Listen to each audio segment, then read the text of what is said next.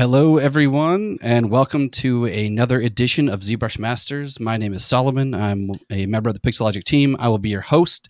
Today, we have another exciting guest for you. To my virtual, my virtual right here, we have Ben Mauro. Give him a wave. Today, Ben, just to give you guys a quick introduction, Ben is a legendary senior concept artist and art director as well. He is a ZBrush master to many, and he's been very gracious to sit with us today and give you guys a presentation of ZBrush.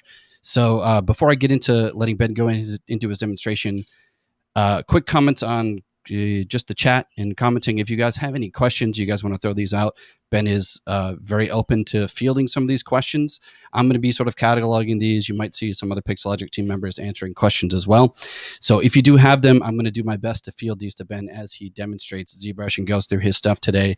If there's anything that gets missed, we may push some of those to the end. So just stick around and just know that we are going to be collecting those questions. So without any further ado, Ben, take it away.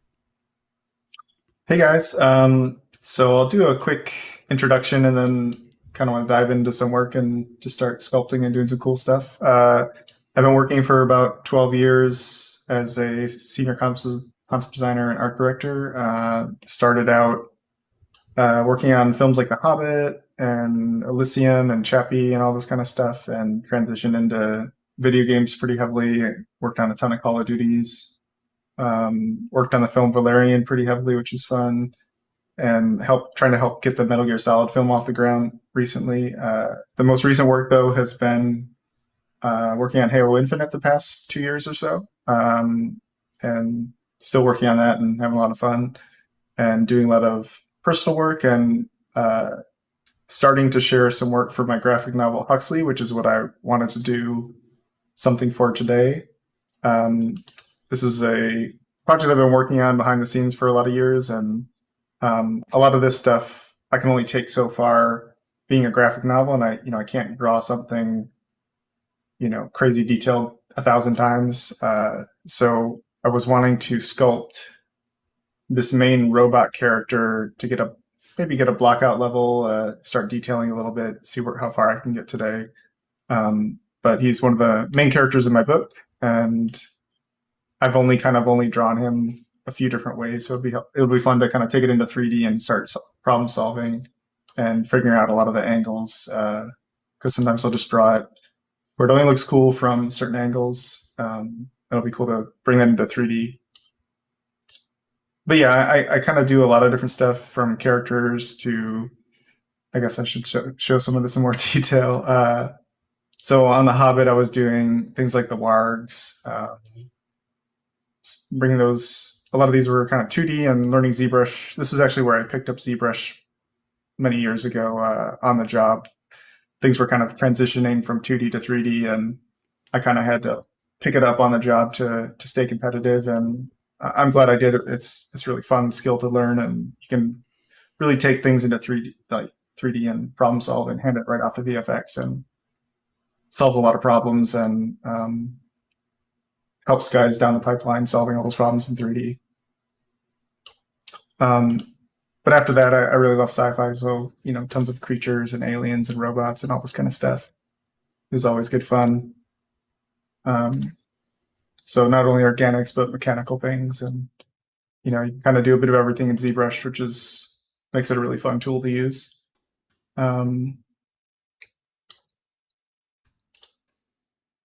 Kind of mechs and a bit of everything. I have a lot of interests, and try to do as much as I can in every medium I can, which is pretty fun. I don't know if you want me to keep showing work or ask me questions about work, I can do that, but I wouldn't mind starting sculpting if people just want to see me dive into. Yeah, so just to let you know, it looks like everyone's giving you a lot of hellos. You got people from Tokyo, Singapore. Cool. Everybody wants to see you work, man. So do your thing. Sweet, let's do it. That's the plan. Okay. Yeah. So yeah, basically I just have, this was the initial cover for a mock-up cover that I did many years ago. This is like one of the early sketches, but I have a couple pencil drawings, and I kind of rough things out a little bit here and there, and there's a couple different frames from the book in different scenes in the book, and I'll just be having this off to the side while I'm working to kind of I don't really have a lot of the other angles because I haven't really drawn a lot of that stuff, but um, so it'll be fun to kind of interpret all that. Is this generally how you sort of begin a project in this way when you're using ZBrush? Yeah, just starting pretty simply, just kind of block things out. Probably start just blocking out his main torso, and I'll probably just get things out pretty. I just want to get the main proportions out. Make sure all those are working. Like if I was sketching, just getting the silhouette, the basic shapes.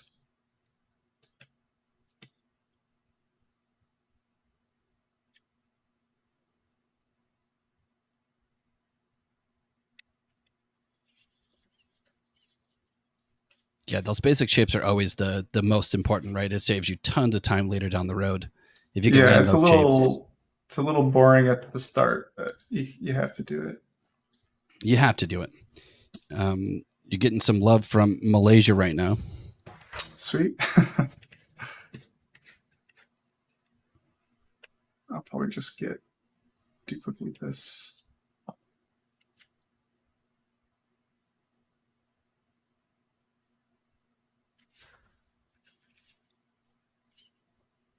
Yeah, and everyone, as you're watching Ben go through his process here, feel free to ask questions. That's what he's here for. He's open to fielding questions, especially about work. And as he's kind of going through things, if you just have general workflow questions, feel free to throw those out, and I'll be sure to pass those along.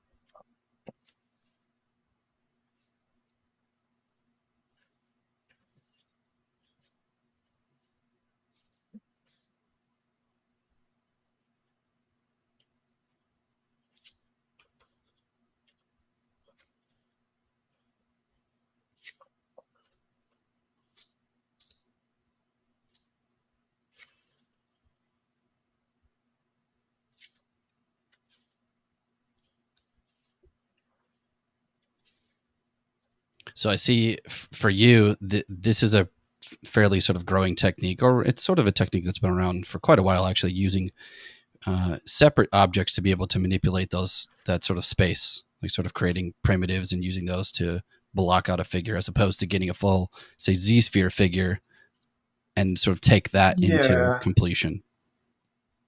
There's a ton of different ways you can do it. Like I kind of mess around in VR sculpting a little bit, which is kind of cool, but for me the tools are still really, I don't know, it's just not as intuitive as I would like. So maybe I'm just too used to ZBrush. But it is nice being able to have rotating things in 3D and just being able to have that extra layer of moving an object and feeling like it's right in front of you. Yeah. But a lot of the tools I just feel like I can't get the right resolution that I want at certain stages, and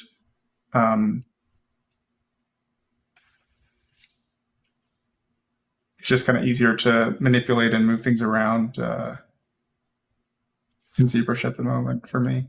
Yeah, I understand that. It's sort of like when you have a solid object, say a solid figure, if it is a Z-sphere body or something like that, being able to move around, say, just the deltoids, or particular if it's a human, for example, having these as separate objects, you can select that subtool, manipulate that, and it's a little bit more forgiving. It seems. Whereas in VR, I'll maybe like in Medium or something, it'll all be like one object. Then when I try to slice it up, it kind of everything gets really low res, and then I just have all this low res stuff, and it's still a pretty good like proportion reference, but I feel like it's just kind of like a low res blobby thing that I can't really use too much. But I've seen friends do really cool work in there. I just haven't got used to the tools maybe. Sure. No, absolutely. Pigumon asked a question. This is one I could actually answer as you keep working. He's asking, is there a way to do a smooth all keyboard command for situations like this when you're blocking out, smoothing, blocking out, smoothing? In this case, because you have separate objects, you can apply this to individual objects. So you could say do a macro or something to the smooth deformer or something like that. There's ways to do that for individuals, but in this case, because he's using separate objects, there would be no way to do that for all objects. But you could simply write a macro or something that would actually just record you actually running a smooth command on an object and assign a hotkey to that.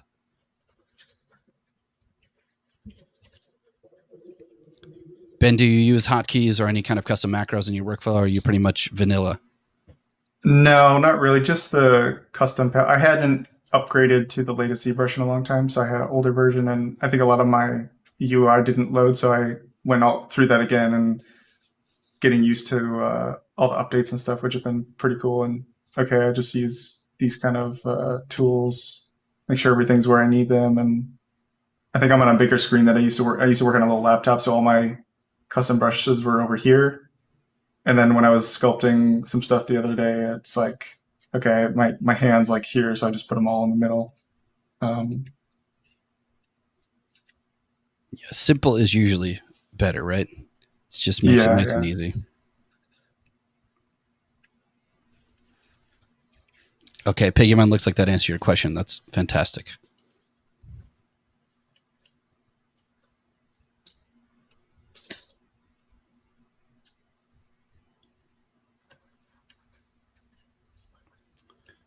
We have Rui Vasquez who mentioned Huxley kind of reminds me a lot of French comics. Is that the influence? Oh, absolutely.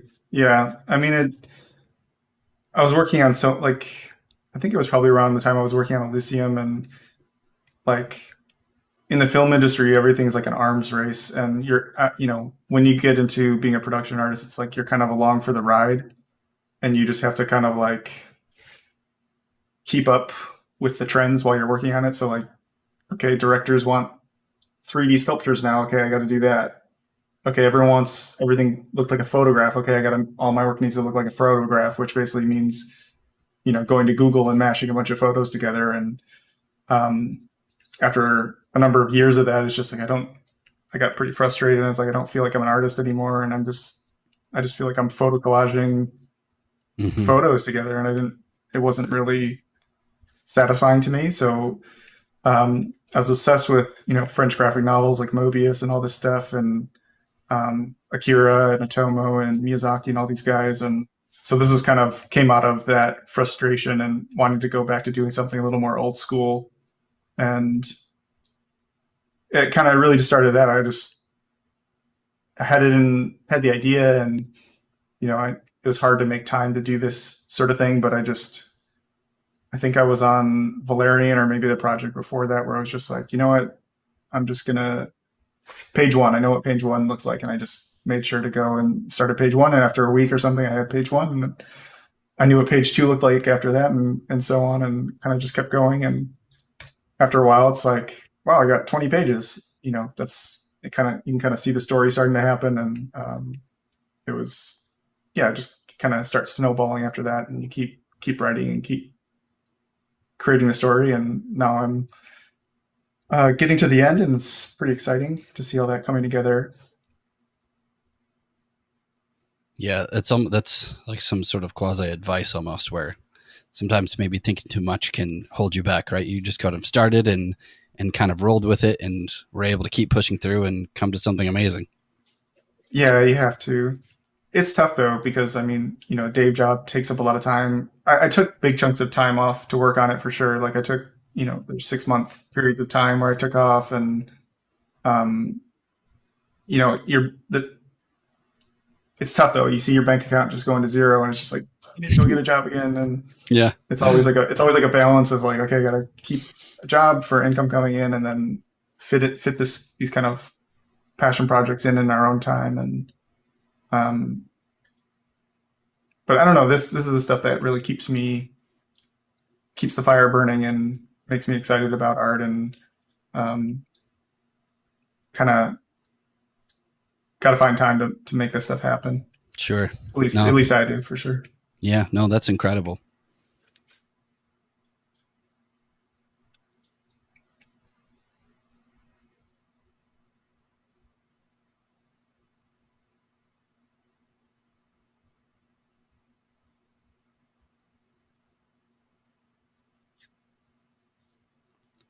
So as you're working sort of in 3D, since you spend a lot of time working in 2D, silhouette, of course, is very important in every aspect of art. But in this case, do you sort of, have you trained your eye to see the silhouette? Or, like we have our thumbnailing tool in the top left to view. Do you Yeah, sort that's of, been pretty cool. That wasn't there before. So that's been pretty neat. Right now I'm just kind of looking at the gray, but that's also pretty handy to look at that. Cause yeah, like I really kind of drew him differently in a lot of the panels in the book. So a mhm. lot of it is very like, well, this shot looks like this, and this looks pretty good for this shot, and I got to move on because if I keep redoing this, I'm gonna, um, it'll take me 5 months to do one page or something. So I kind of have to, you kind of have to discipline yourself when something's done. But if I make a movie or a game or something out of this eventually, like I need to solve these problems, and it'll be helpful later because I'm kind of blocking out a lot of scenes uh, in Blender at the moment. So I'm like lighting and basically making like almost finished renderings in Blender uh, with models. So it'll be helpful to have like a more detailed block out if I'm for these like final shots in the book. It'll be nice to have a Sure. more detailed version of him. Right, because 3D is not the same as 2D, right? You can draw it and paint it in a certain way, but actually going through to make some of these things, the logic and the design elements may need to change, or you may find some things that you didn't Yeah. see before. And it's also just stuff that like, I could spend months just finalizing and detailing, like some of the robots I did for Call of Duty that took tons of time to detail. Like you just, just like zooming in on this little bolt or something, and that could be Mhm. like a huge design problem figuring out the mechanics of that shoulder. And if I'm just doing some shot of them flying or something in a ship, and I'm not really, I'm just, oh, I already drew that. I'm gonna put it right there. I don't have Yeah, time to figure out the exact angle or the mechanics at this point. But if you want to take it further into something like make a game or something where it does need to work, it is good to solve those problems. yeah.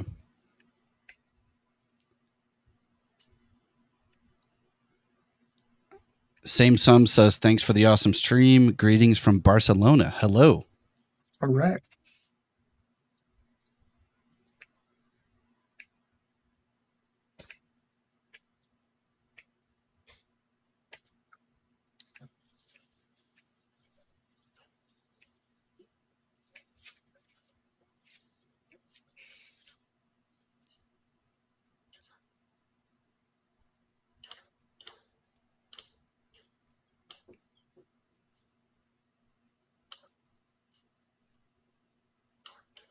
So I wonder, as you're sort of going through, and I notice in your sort of workflow, you're not necessarily relying too much on symmetry.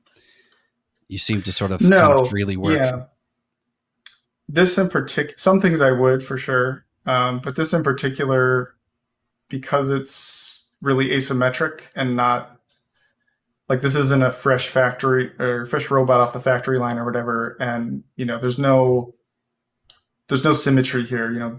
Each arm and each piece is completely different, and that's also a reason I want to do it that way. Is just there's so many robots that just look like a mirror, like a completely mirrored Yes. thing, and it's really boring. Um, which just means I wanted to take a handcrafted approach in the design on 2D. So if I go into 3D, I want to make sure it's got a handcrafted approach as well. So hopefully that vibe carries through where it just feels like something was lovingly handcrafted and not just like if I made this in Blender or something and I was poly modeling, it would just feel too stiff. Like just Yeah. I don't know. No, That absolutely. comes through. That comes through in how it's made. It definitely shows through in your work. For anyone who hasn't seen it, you can see Ben's links in the top left. You can check out his artwork. Most of you probably have. You have such a great portfolio, but it does show through in your work. And that is one of the great things about ZBrush, where, I mean, even we even tried not to put you in a full digital space where you turn the floor grid off and you're kind of just working freely. And it somehow seems and feels less CG in that way. And that is something that we care about. trying to get away from that if you can. Yeah, that's definitely what drew me to the program for sure. Just oops, that's some off. Just making something that feels like really handmade. Um, you know, I remember someone asked me like, "Well, why don't you just use clay?" And I'm like, I can't sculpt with clay, but I can sculpt in ZBrush. Like Yeah. there's enough technical stuff to make things that it makes sense to me. Mm-hmm. But if I pick up a piece of clay, it's just like I know. nothing. It's a mess. I started using ZBrush when I was 17, and I had never sculpted in clay until I was maybe in my mid 20s. So I learned digitally, and then I went to practical, and I was just floored. It's quite the challenge. Yeah, I can't. It's just a different muscle, different tool.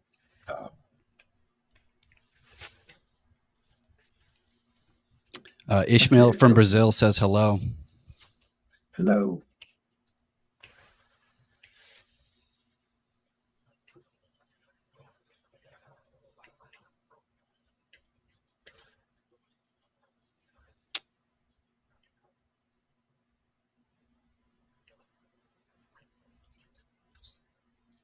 We've also got Carl's IMOF. I don't know if I'm saying that correctly. He says, cheers. Ben, your designs are really awesome. Cheers from Barcelona. It's 4:20 a.m. Really putting in the midnight oil. All right, that's the way to do it.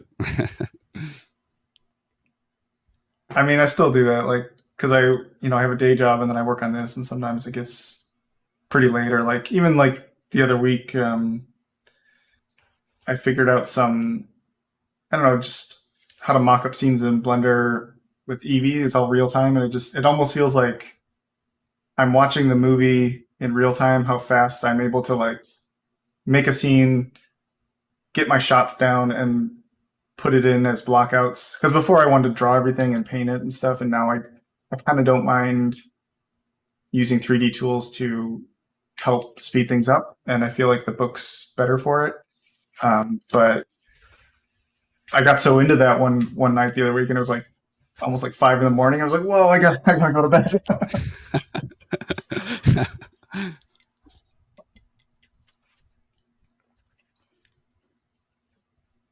And that's why you're having fun. Just get so caught up in the work, and you got to find ways to keep that, even though we've been doing this for so long. Um, Absolutely. That's the name that's of the game.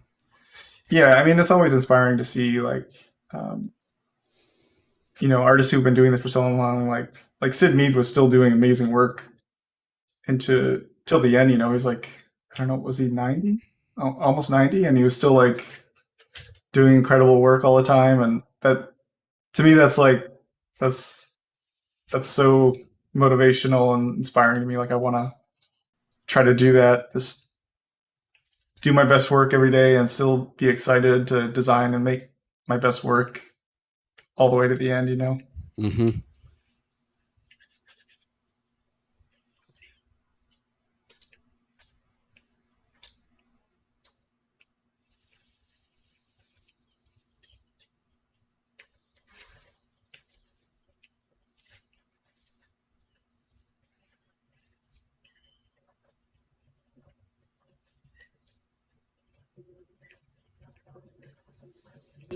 Okay, so there are two pieces that are a little bit more cylindrical, so I might just use a cylinder.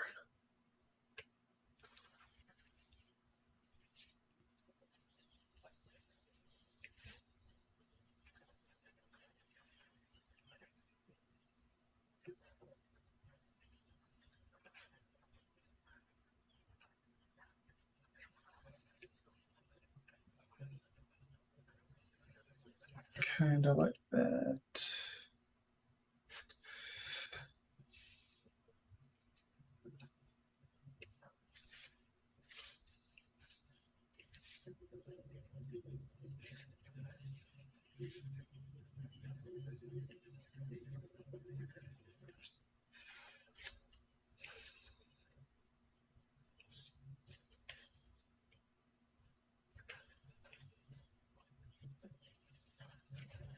I kind of want to make this like some of the shots were in the book where he's standing. I made him a bit more stumpy, like not like if I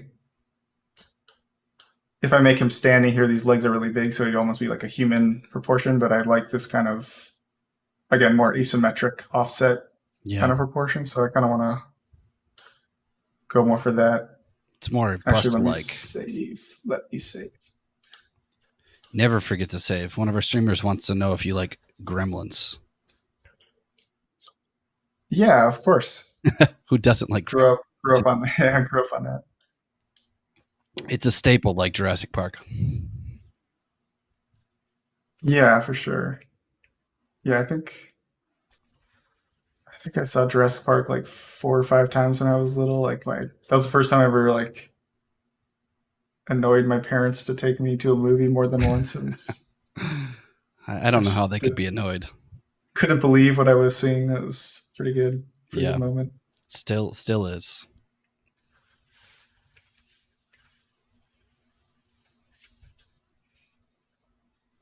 Bit smaller.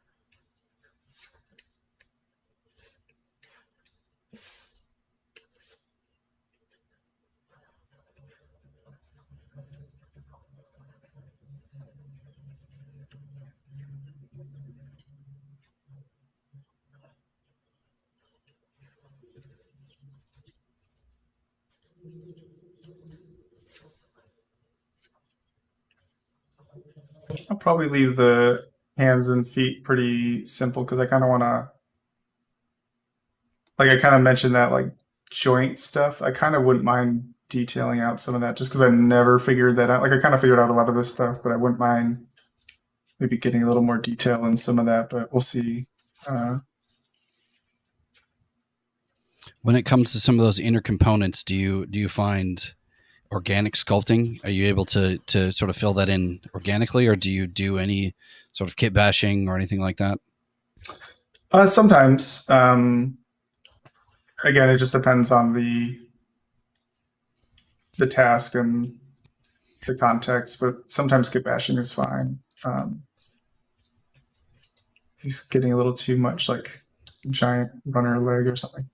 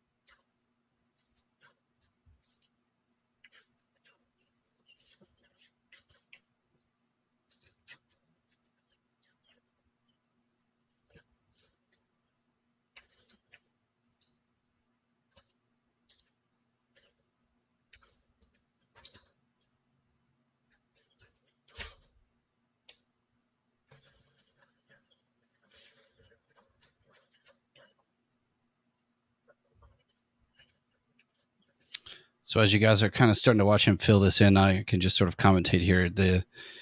I'm noticing a lot of Damien Standard brush, H polish, clay to sort of fill in volume. These are really great techniques. You'll see a lot of sculptors will actually be able to sort of build hard surface components by sort of blocking in that volume, using H polish to flatten, get those hard surfaces. Damien standard sort of kind of classically been used in this way to create these nice clean sort of groove lines, right, where you can dig in enough and sort of get a nice sharp line and then maybe polish with that H polish brush. Yeah, that stuff's really helpful.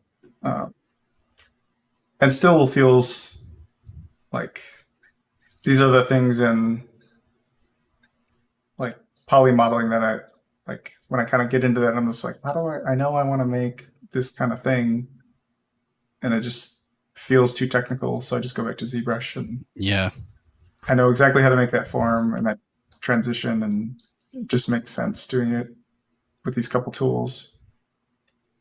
poly modeling offers so many benefits and it works for so many shapes. And I myself love to use ZModeler, and it's fantastic. But the sort of organic hybrid shapes that you're working with are just so complicated, and being able to just go through and work it like you're doing now is just so much more freeing, I imagine.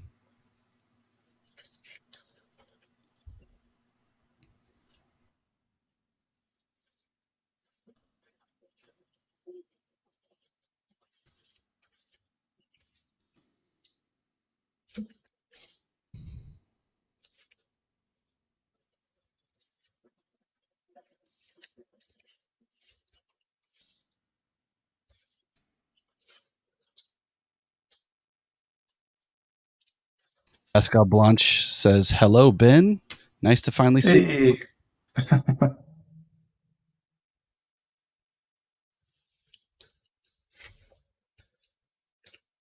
Oh yeah, I should probably get his antenna in there.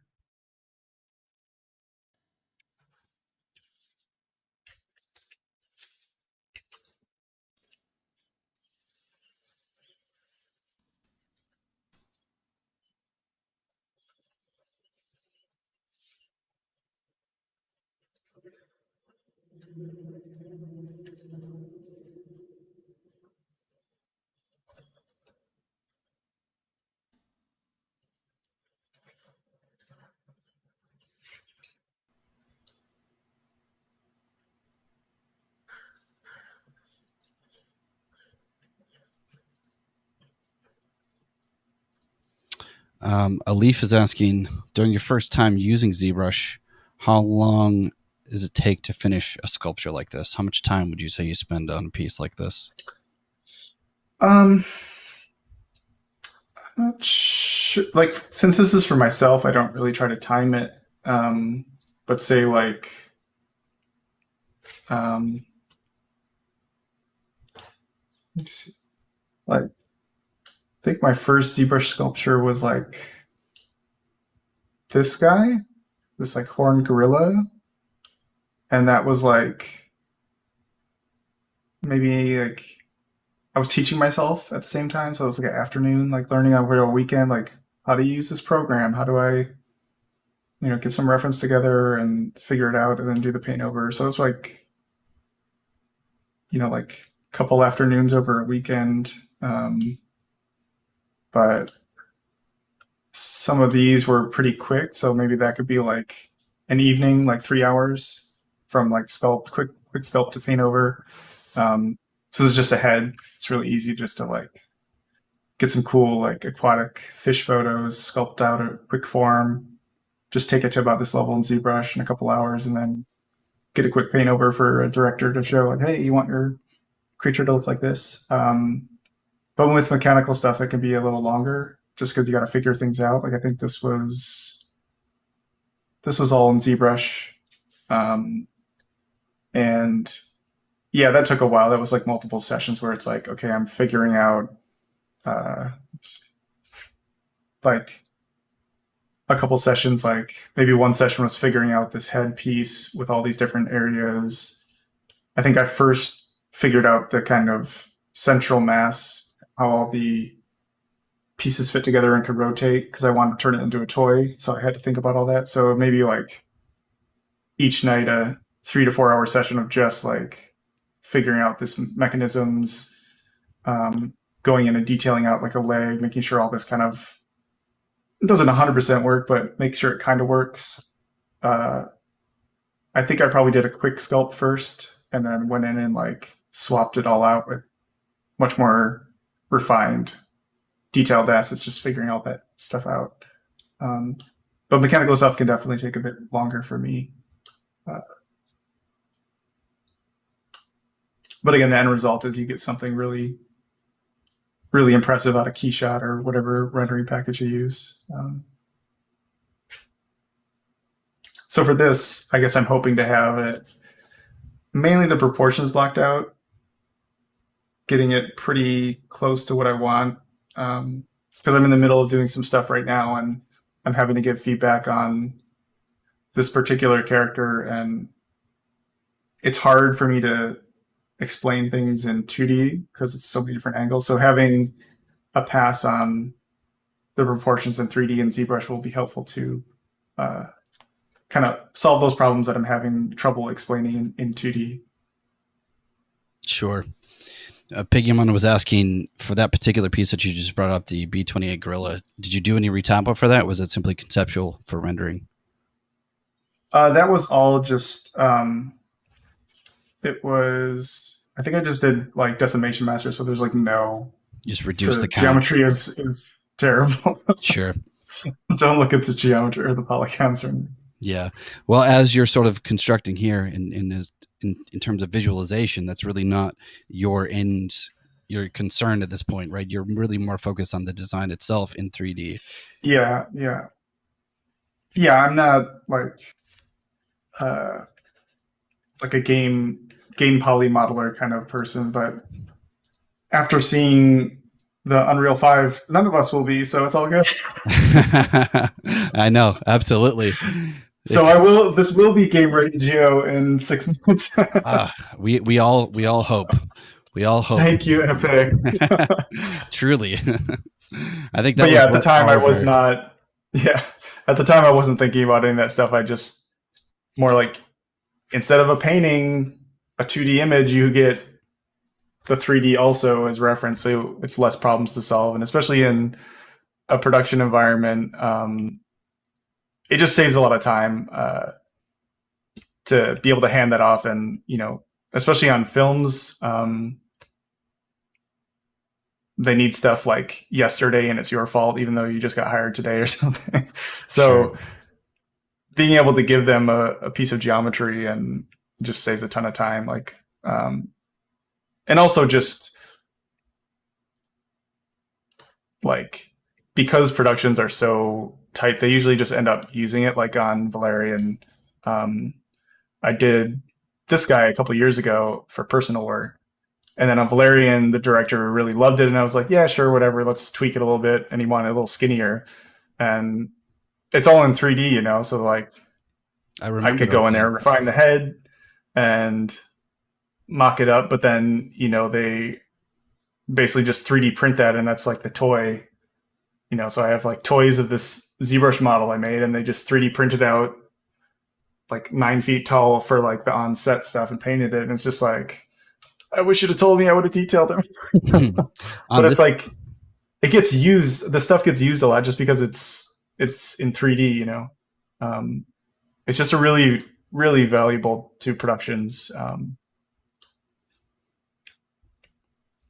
Pedro asked a question on that topic. He was asking, after you create a character in ZBrush, in this case, so this is for a film, but say it's for a video game, who would you hand that off to, and what would they do with it? Like say on like Call of Duty, I did a ton of robots and vehicles and stuff. But I can't show any of that at the moment. But yeah, I'd be working back and forth with like the art director, and then that would usually go to the modelers who would make it game ready and do all the LODs and stuff and texture it and all that good stuff. But what was interesting on Call of Duty was I could tell the 3D guys really didn't like doing that. They didn't like just me giving a model and them having to just like redo, because they didn't feel like they were really involved in the process. So I didn't really mind. I think at one point it switched to where it kind of was more of a back and forth process where they would mock it up in 3D and I would do paint overs and go back and forth. So it felt like they were more creatively invested in the project and the design, and I thought that was really fun. So sometimes it's like that where you got to do everything, and sometimes people want to collaborate and go back and forth, and that's fun too. So just kind of being flexible to change on the fly depending on what people like, what different clients and people want to do, and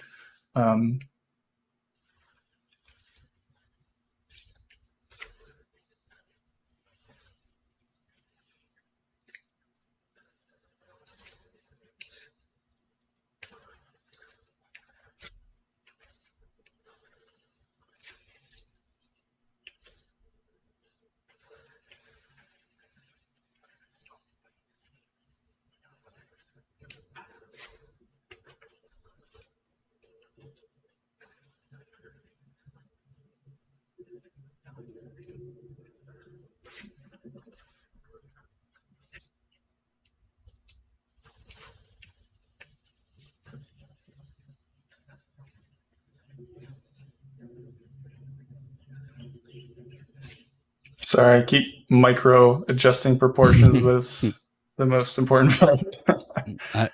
I understand. I think we all do, including the viewers. This part is very important.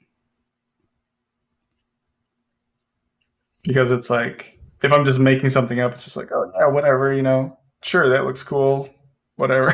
Mm-hmm. But when it's like something that's like established, I mean, that's also a job too. If you have like, here's the sketch or model you got to work with, or it's like, I mean, a lot of the movies and stuff that get made now, it's like, oh, we're adapting the comic book. Here's what was drawn. Make sure to honor these 5 points from the old comic book drawing or whatever.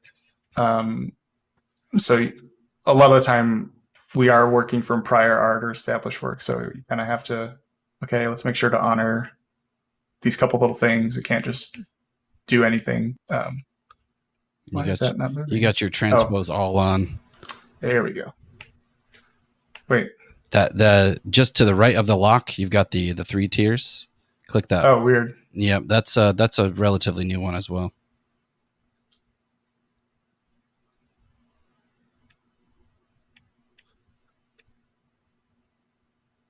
So BMA G, I don't know if I'm saying this correctly.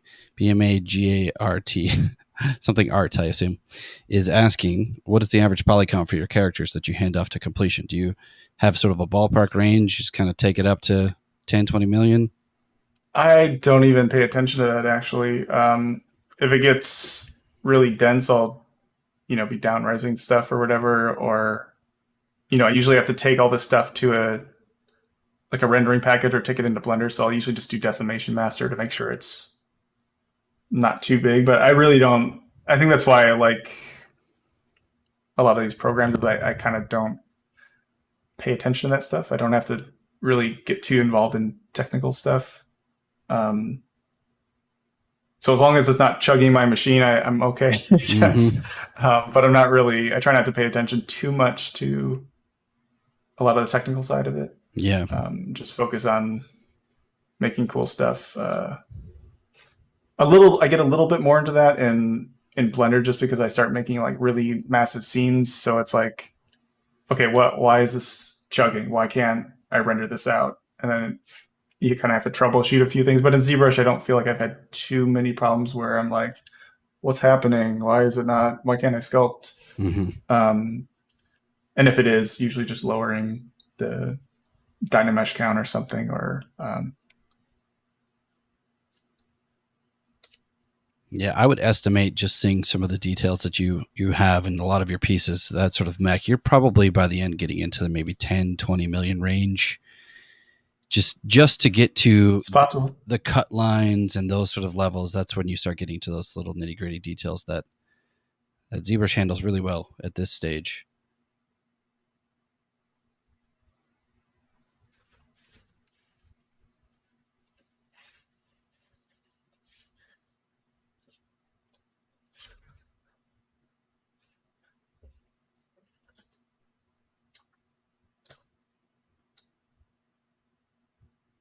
It's kind of got this like more industrial kind of, oh dang, like box coming out the back. I could do a rectangle, but maybe I just do that.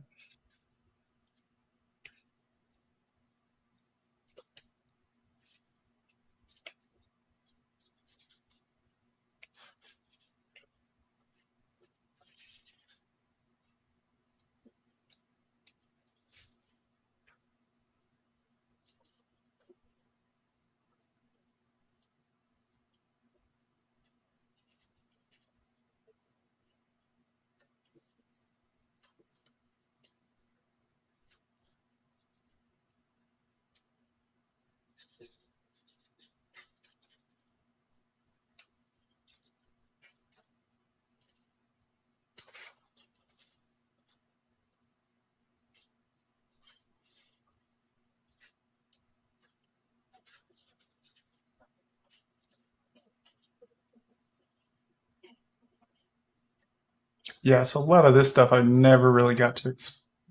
Don't crash. I never got to explore like these shoulder joints and things, so I kind of wouldn't mind figuring all that out.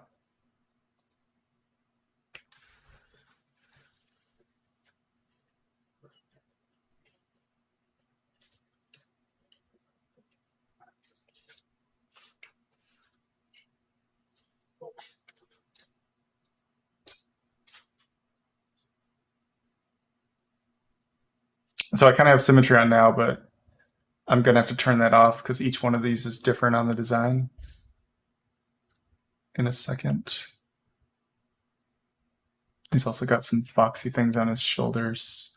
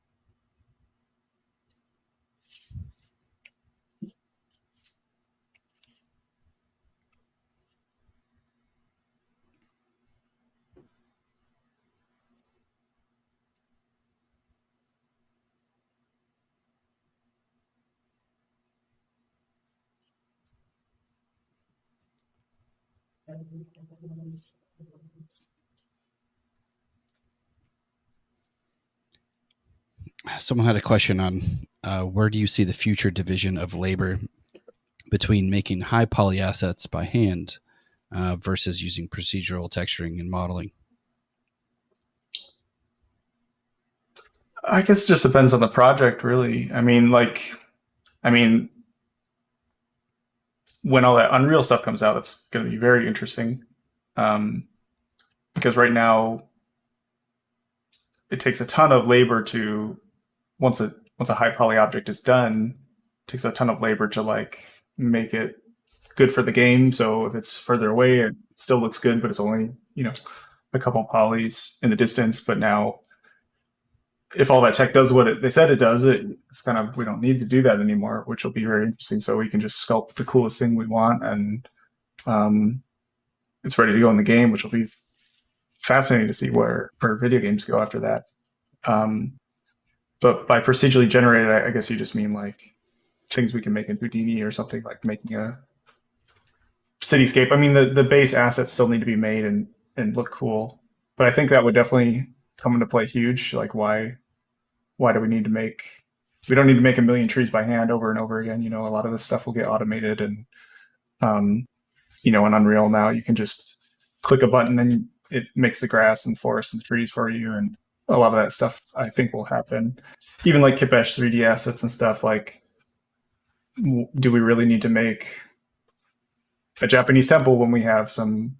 Do we really need to make a Japanese temple by hand for our movie if we have a Japanese temple asset from a Kitbash library or something, and that looks good for the shot? Done.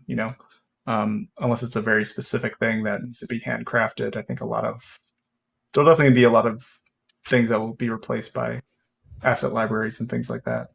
I don't know. It'll be an interesting time for sure. I know a lot of like film work, at least, because say like for that movie, that company owns all those tree assets for that, and if they make another movie, they can't just recycle the things that other company paid them for, because that company technically owns that. Like, if Star Wars pays for this, they own the rocks for that planet, and if you make Avatar, they can't use the Star Wars rocks or whatever, the Star Wars props or something. So there's definitely a lot of custom things that still need to be made, but advances in technology will definitely help speed that up.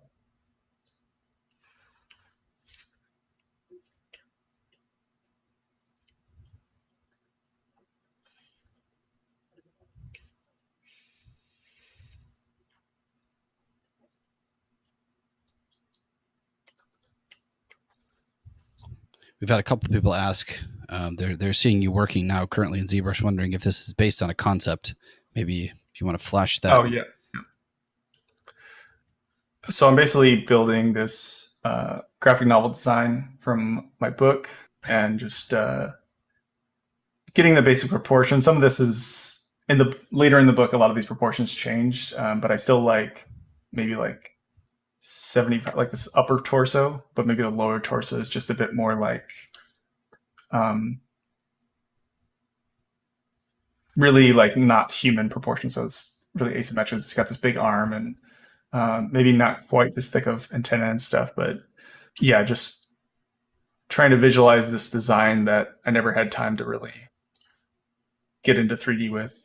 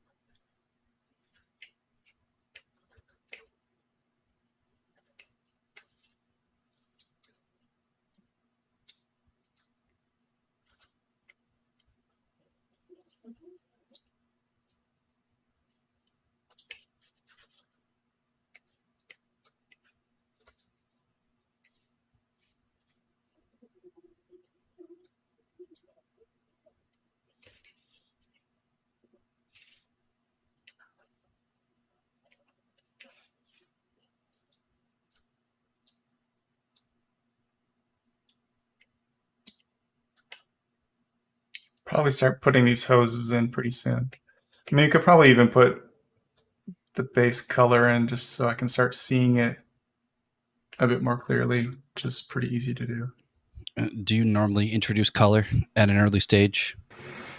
Yeah, usually, especially for like, I'll probably switch to skin shape maybe. Um, yeah, so say like this stuff where the director just needs it and like I need to see ideas really quick.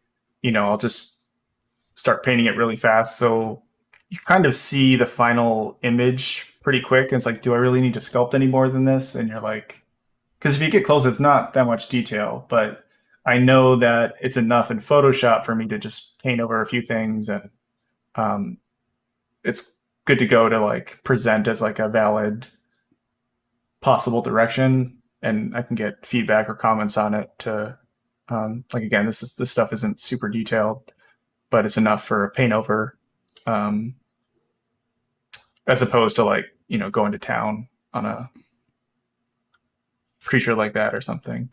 But it's just, again, it's good to know the intent of what you're working on, who's going to see it or what needs to be done for it. But since this is kind of for myself to solve problems for something I'm working on, I'm a little less concerned about just speeding through maybe.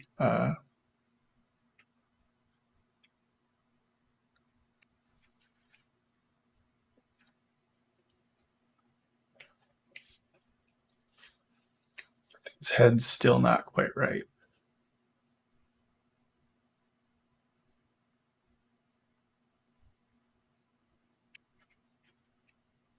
this is the time where I unfocus my eyes and kind of blur, Yeah. try to catch those edges. A couple shout outs. It's either sim-r or simmer, and Mars saw they're both saying hey. Simmer says lovely stuff, man. Thanks, man. Mars says you legend. And also Beastonian has also had a great question earlier. He's asking, at this stage in your career, how do you find your taste in what art you want to make has changed from when you first started working professionally? I think it's just got more specific. Like when I started, I just wanted to learn everything. So like, if someone asked me, "Oh, you want to work on the Hobbit?" Like, yeah, sure, whatever. Why not? I just want to see what I like. I just want to get as much experience as possible on everything. And then over the years of working, you just, okay, I really kind of like sci-fi more than fantasy, so I'm probably not going to take many fantasy jobs just because it is fun, but just personally, I really enjoy science fiction more. So as a just getting older, more mature, or just finding what you like, things like that, where it's just more like I'll probably just would prefer to work on these types of projects more than something else. Or also things that have changed have been like I've been working on this graphic novel for a long time, and it definitely hinders certain things where, you know, I'd love to just sit there. Like, if you want to be like the best production artist in the industry, you basically have to just be doing like the highest level technical skill every day and just being able to present and create the most amazing kind of images at the highest level. And that takes a certain amount of practice and effort every day that I don't have because I'm working on my graphic novel, right? Which is much more of like an old school style. So like there's certain things where it's like, this is more important to me than being the highest level at these couple things, which I know I could, but making this book or IP or something to me is more important than being like the highest level hammer that film studios can use to hammer in their nails on their project or whatever. You obviously still have to be very good at that, but to be like the highest top 1% skill of that, you have to be doing that like every day, and a new skill comes up and you got to learn that and adapt and assimilate that as fast as possible so you are on the cutting edge of what's going on that kind of like production art arms race, so definitely things like that where it's just like weighing in your pros and cons, like, okay, if I want to be that top guy, I have to give up this. If I don't care as much about that, I really want to do this. So a lot of things like that where it's just, what do you want to do? What kind of artist do you want to be? Do you always just want to be working for other people at the highest level, which a lot of people love doing that, and there's nothing wrong with that? Or do you want to compromise that a little bit and invest a lot of time in your own things, which could pay off hugely later, which wouldn't happen if you just dedicated all your time to being that very skilled tool for other people to use, Um,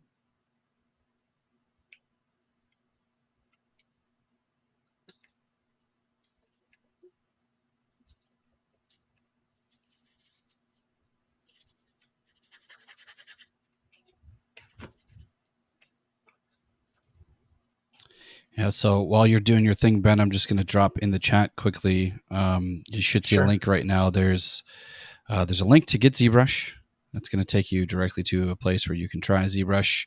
There's also great training resources. I'm going to give you guys the classroom as well if you are new to ZBrush in any way, as well as what you're currently watching, which is a ZBrush live presentation. You can check out those links.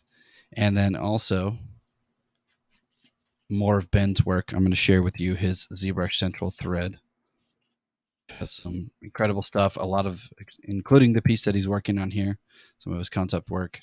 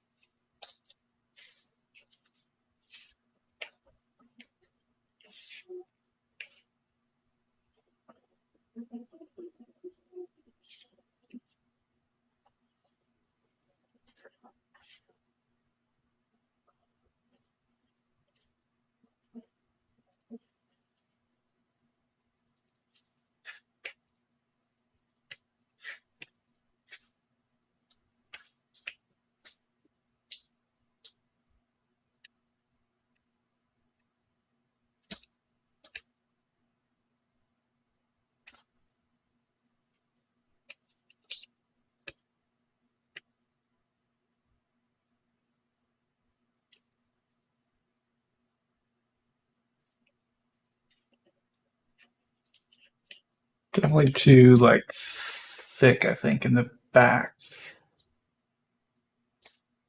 Just trying to figure out. I don't want them to have like a big like submarine chest or something, but I don't want it to be too small.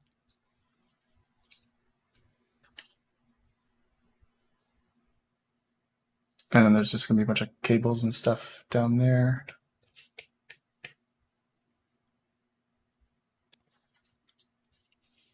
We got another quick question from Mars asking, how, in terms of your workflow, do you do quick poly painting?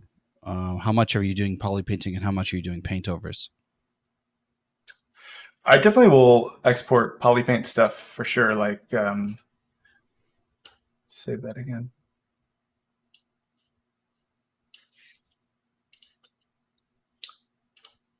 Like, again, going back to some of these, like, that's pretty much, that's all poly painted, you know, that's not, you can get a ton of,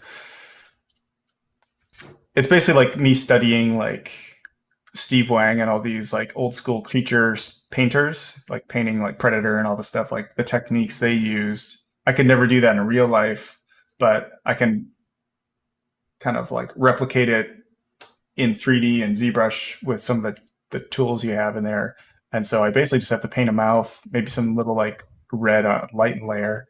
And I basically have, it's really not that much. It's like 10% on top of my sculpt that's been poly painted.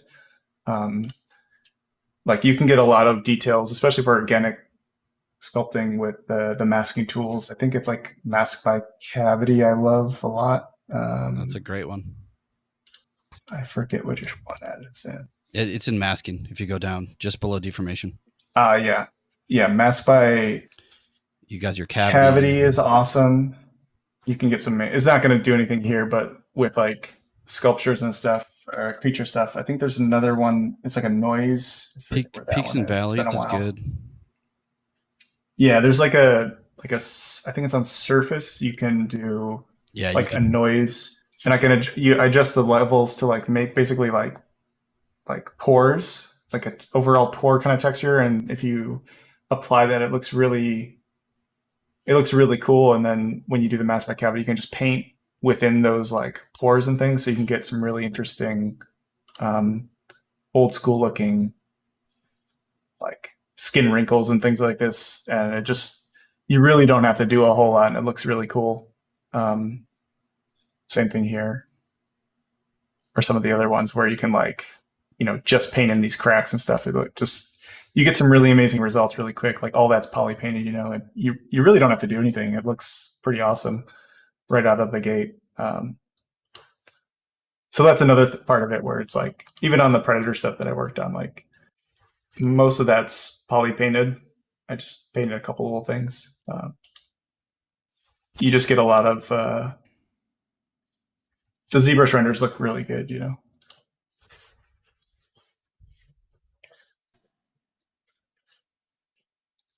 And that's also another thing where like there's a lot of rendering engines, but there's something about the way ZBrush renders and exports things that you just get, I don't know, it feels more graphic and it pops more than if I, like when I take things into Keyshot or something, I feel like, because it's more like a product rendering tool, everything's a bit too like soft. It's like a soft box. Whereas a lot of the ZBrush stuff, I can get these really nice sharp, like rim lights and stuff, and you can adjust. I don't know. It just feels really graphic and it pops really quick. I just kind of like the way it renders, especially for organic creatures. I like the way it renders things out a lot. Yeah.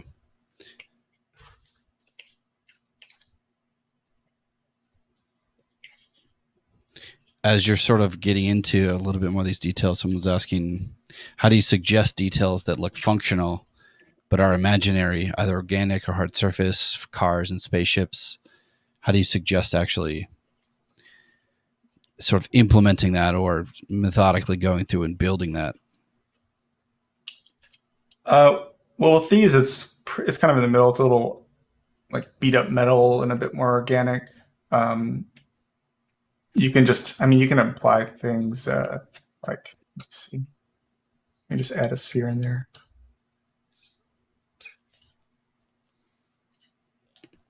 Come on. Like if we just take a sphere off to the side.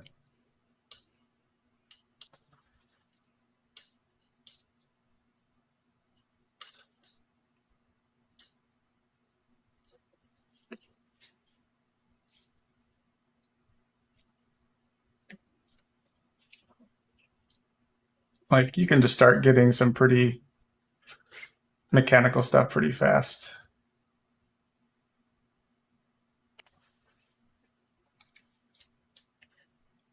Like you can just like, I don't know. Yeah.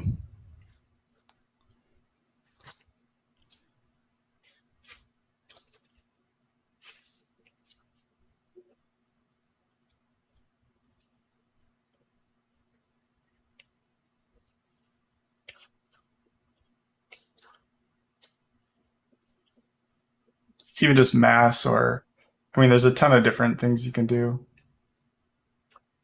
Like all the Valerian stuff was basically this kind of thing, just really organic.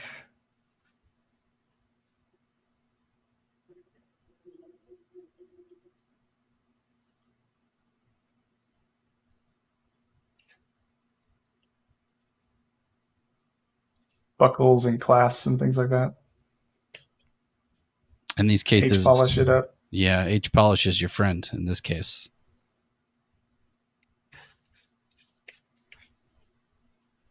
How often do you crease these edges in terms of just kind of going through it and cleaning that stuff up? Do you use, say, Dynamesh polish feature in this case? What's that? The Dynamesh polish feature to turning on polish when you remesh it essentially looks at all those edges and details in the surface and actually sharpens them up. Yeah. Sometimes. I guess it just depends. If it looks good, Yeah. I'll do that. If it doesn't, I'll do something else. And then, of course, there's like, I think I have a bunch of old Kitbash pieces from like, you can just start playing with that stuff really quick. These are some old Vitaly Bukharov ones from like 10 years ago or something. Oh, yeah.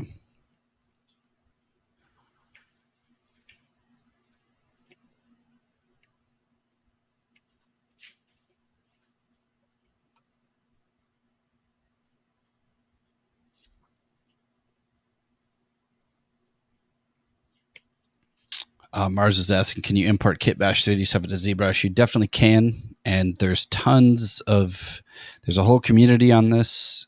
Actually, let me see if I can find this. Yeah, I mean, like Vitaly made brushes of all this stuff, so you can just like make some tech balls in like 5 seconds. Yep. Pew, pew, pew, pew.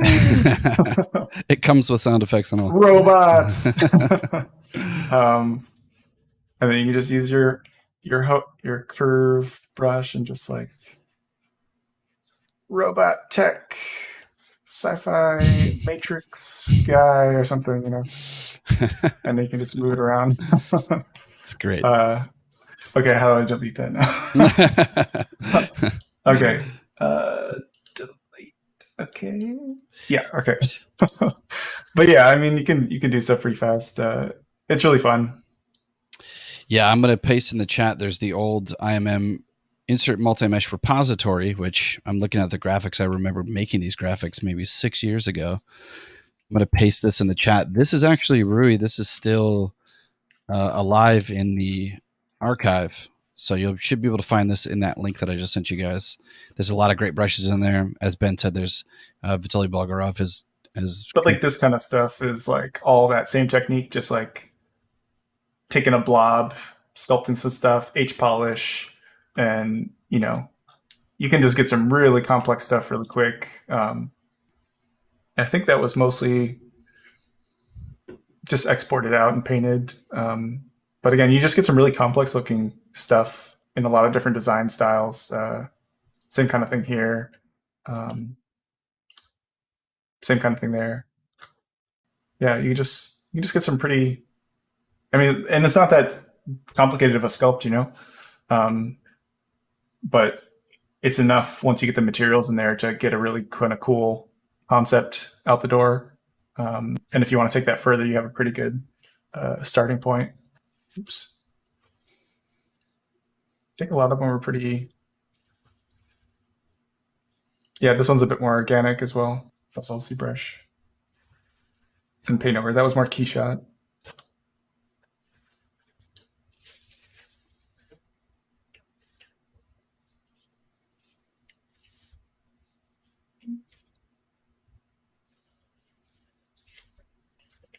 But again, since this one is such a specific thing and going off of one of my old designs, it's a little more meticulous than if I was just, making a blob and doing some cool part lines or something and seeing what comes out of a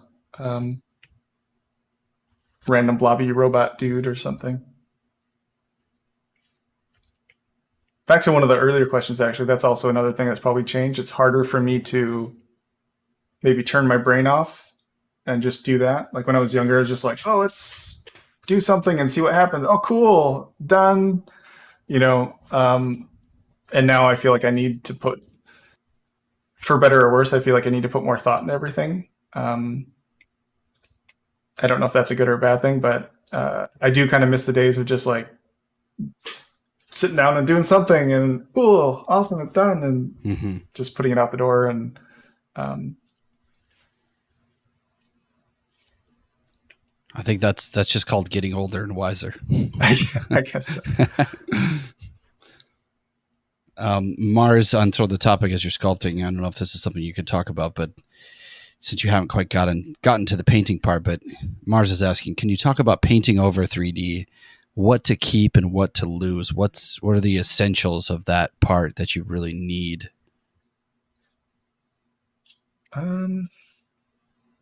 Yeah, I mean, for mechanical stuff, I try to keep most of it. I try not to paint over really bad stuff. Let's see, like say for that Valerian guy, or this kind of thing. Like it's very, very little. It's maybe decals because at the time I didn't know how to do decals and it was just too time consuming in Keyshot. So like the decals are hand placed,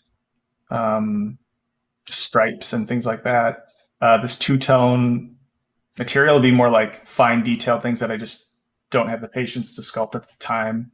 And it's kind of caution things. So like it's still pretty detailed, but it's not, I haven't figured out everything, I know what I can get out of Keyshot. So it's like understanding the programs and what you get out of it and knowing like, okay, this is enough for me to sculpt in order for me to get what I need out of Keyshot, because I know when I get the Keyshot, it should be enough for me to edit, but I'm not like changing his body proportions or anything like that. I know I'm happy with the proportion of the body and all that stuff. And it's more like, oh, I don't want to spend the time sculpting these two-tone because I know it would just be easier to make a cool silhouetted shape or something with the lasso tool.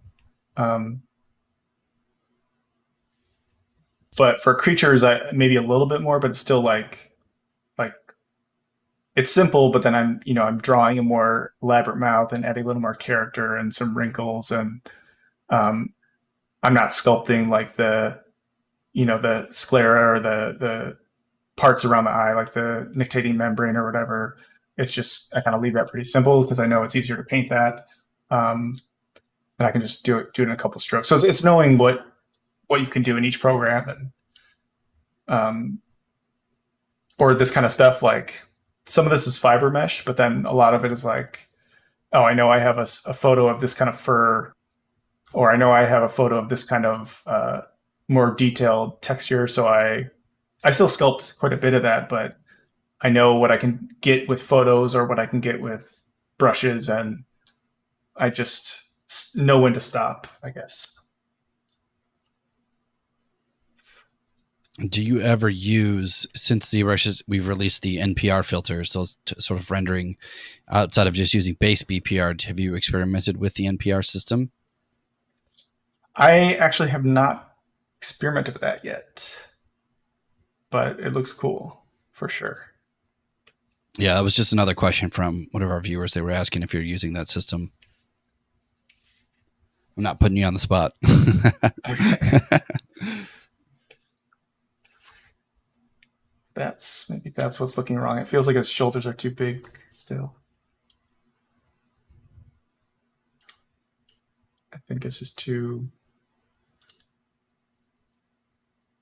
all too thick on that side. But it's interesting because, like, I drew it how I want it to look from one angle, but things change when it gets into 3D, and it's all about compromise. It's like, okay, I just want it to look good from this angle, and if the back looks weird, I guess that's just how it looks because that's how it's going to look at the front. Or, oh, the arm can't rotate with that. Okay,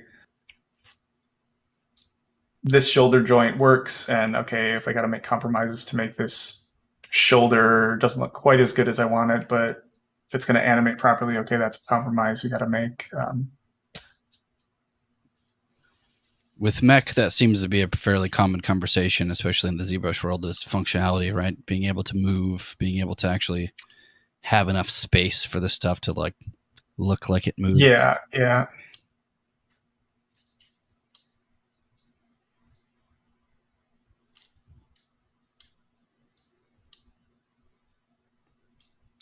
Some people were asking about you're using Gizmo here. When you started in ZBrush, there was formerly the transpose tool. Do you have a preference now, or do you just tend to use Gizmo? I don't know. There's definitely things I liked about the Gizmo. I guess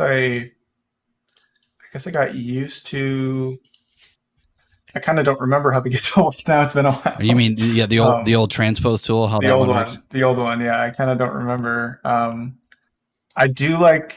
I mean, I do remember just being able to like draw something out and moving it. That was pretty cool. Whereas maybe now, sometimes it'll get stuck over here when I'm working here, and I'm like, I have to like move this stuff around. Yeah. Like I'll have to like, oh, I got to move it over here, or I got to move it back over here in the exact place. Whereas, yeah, I think I remember the transpose tool just being able to like, I know I want to move this shape in. I can just go boop and move it in. Mm-hmm. And now I feel like maybe it's a little more restrictive on certain things, but better for other things. So it's like, yeah, with the Gizmo there's now, always pros and cons of each one. Totally. The Gizmo now, you can actually alt click on the object and it'll put the Gizmo wherever you click, which brings it back. Is there a way to do it? Is there a way to do it without it going to the like locked in this view? If you hold alt and drag it in a direction, it's dragging along the surface normal. So if you hold alt and click and drag, you can angle it.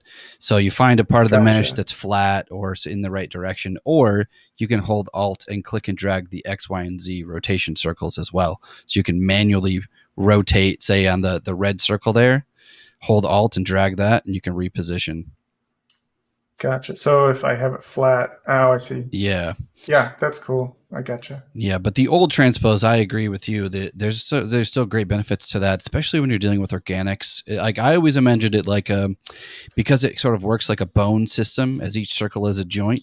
Yeah. You know, it works great for organics when you're doing fingers and arms and legs. It's really sort of. I do agree with that. Yeah. Yeah.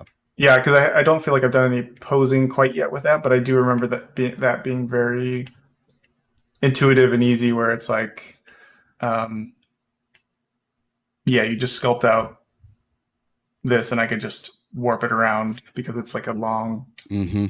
I can just make it the exact shape or whatever I'm working on.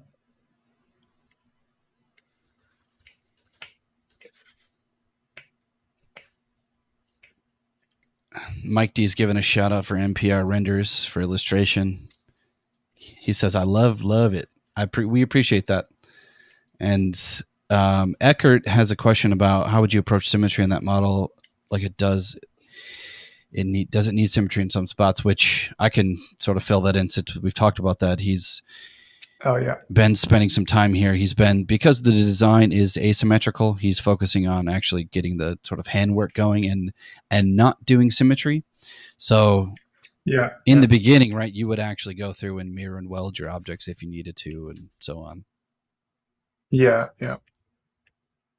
Again, it just depends on like for creatures, I definitely would do symmetry, and then pose the head or something, and then make some more custom things based on how I pose the head or whatever.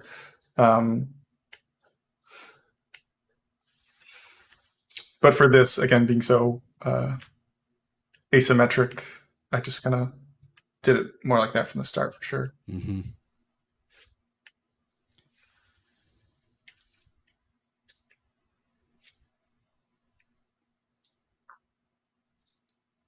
And that's also another thing too that you need to consider. Like someone asked if I kitbash, like say if I wanted to just get some quick geo in here, and I could just totally use Fiddly's parts, which are really helpful, but then there's still going to be that bit of Fiddly's design aesthetic in there. And maybe sometimes that's fine, but if I want this to be a completely custom, unique thing that doesn't look like anything else, if I use kitbash pieces, then it's going to look like everything else. So it's just taking that. If you want this to be a completely unique thing, then do it all by hand or build it all yourself. If you don't mind, again, it depends on the job. If you don't mind it, everyone uses the same kitbash things, then it's going to kind of blend in with the masses of whatever everyone else is using, kind of thing. But that could be your goal. So if that's your goal, then that's the way to do it.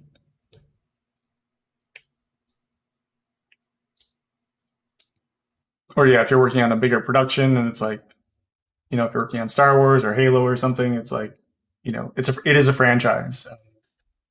There are things that look a certain way and you have to use those different things. Like you're not going to throw out the Millennium Falcon and start from scratch and make a totally new design. The Millennium Falcon is the Millennium Falcon.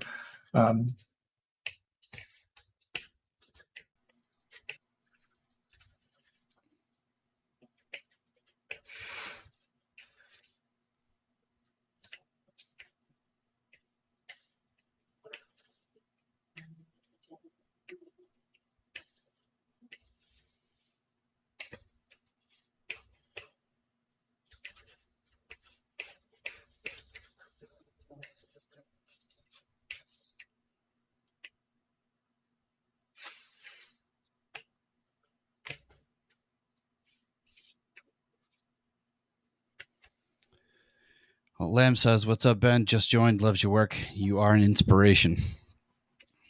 Thanks, man.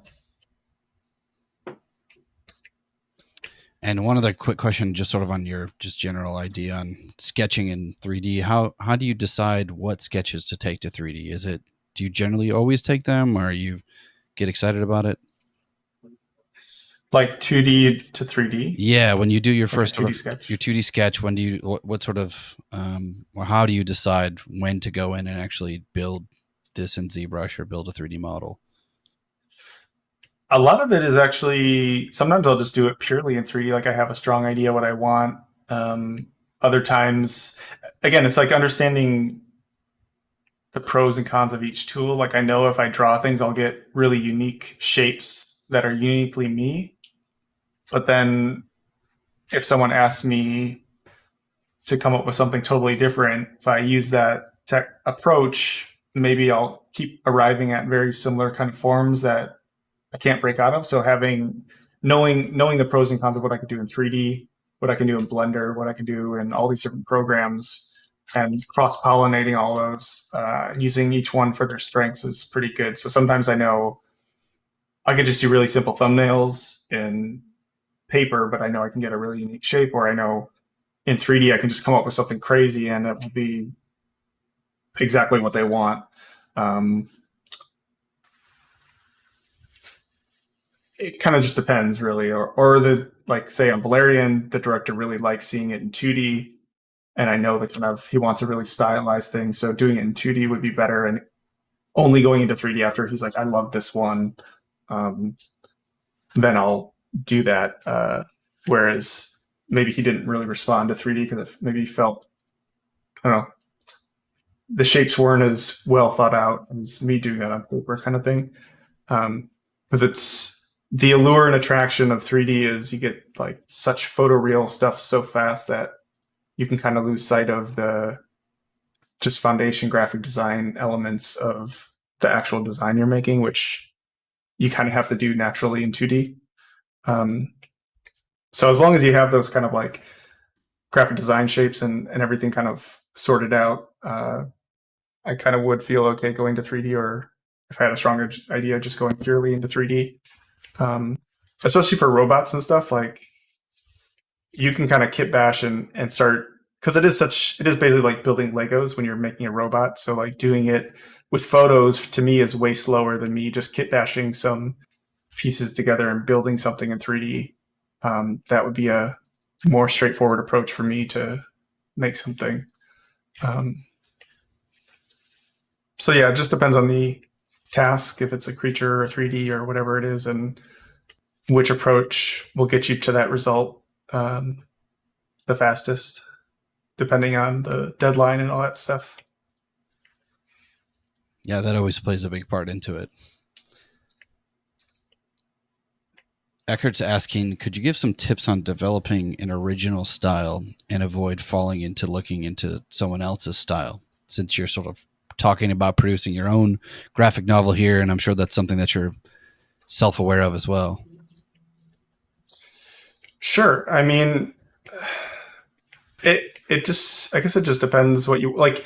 If you want to be a great production artist and work on like all these big movies, your work does kind of have to look like that stuff. You know, if you want to work like, um, it's a double edged sword. It's like, do you want to be an amazing production artist in the entertainment industry that dictates a lot of things? Do I want to be a really original artist that just comes up with a unique style that may not be appropriate for this industry and you might struggle with work, but you're very original and unique? So it's like I've always gone like a middle path where I make sure I do have these production techniques so I can be hireable, but I still dedicate a lot of time to developing my own voice and my own work, which is definitely hard because you kind of have to give up a lot to grow each one. But um, it's not an easy answer for sure. Like, you know, if you want to have the best production art, like, you know, Jama and a lot of these guys offer a ton of like sweet training to make like the best production keyframe art out there, and you'll totally get hired making keyframe art for all these movies. But it kind of looks like I can't really tell the difference of the artist, you know. Um, but it's amazing. The art is amazing, but it's the voice is maybe not as clear in the work. Like I'm getting into Blender, but like the Blender work I do, maybe also like it kind of could be anyone who made this image, but it's a beautiful photoreal image. But I feel like that's a skill I need to offer to clients to stay competitive with what the market is offering. But then I do stuff like my graphic novel, just because it's like stuff that I love. That, you know, this is probably not going to get me a job on Star Wars or something because it's just not like crazy production art, but it makes me happy. And it, like, I grew up loving all this Mobius and all these heavy metal magazine comics and stuff. So like, these are just things that I love growing up, and I can't just give it up. So it kind of, a lot of it is that, is just like looking at nature, looking at life, thinking about the things you like, letting that affect you. You know, don't like getting a lot of sources of information to put into yourself, and not just going on ArtStation every day and seeing the same 5 things recycled over and over again. You know, keeping yourself open to a lot of sources of influence and inspiration, and having a life. I mean, we like to just like work on art all day, but having life experiences to draw from and put into our work is really important, and kind of not what we want to hear sometimes. But like, there was a period where I was living out of a suitcase and traveling for 3 years and filled up my life experience meter hugely because I felt like I had no life just sitting in an office working all day. You know, I spent almost 4 or 5 years, or maybe it was like close to 6 or 7 at that point, from school to working. And I grew a lot artistically, but I just felt like empty inside from like a life standpoint. And I felt like I just wanted to travel and see the world. And that was amazing from a life perspective, but maybe my art didn't grow very much. I kind of relied on what I knew. But now that I kind of filled that life experience meter up, I'm kind of happy to like slow that down and grow my art again. So it's always a balance. It's always like this goes up and this is lacking and you need to address this or something's going to break. You're going to burn out and then fill that up and maybe this slows down a bit, but then you kind of have to go back and forth.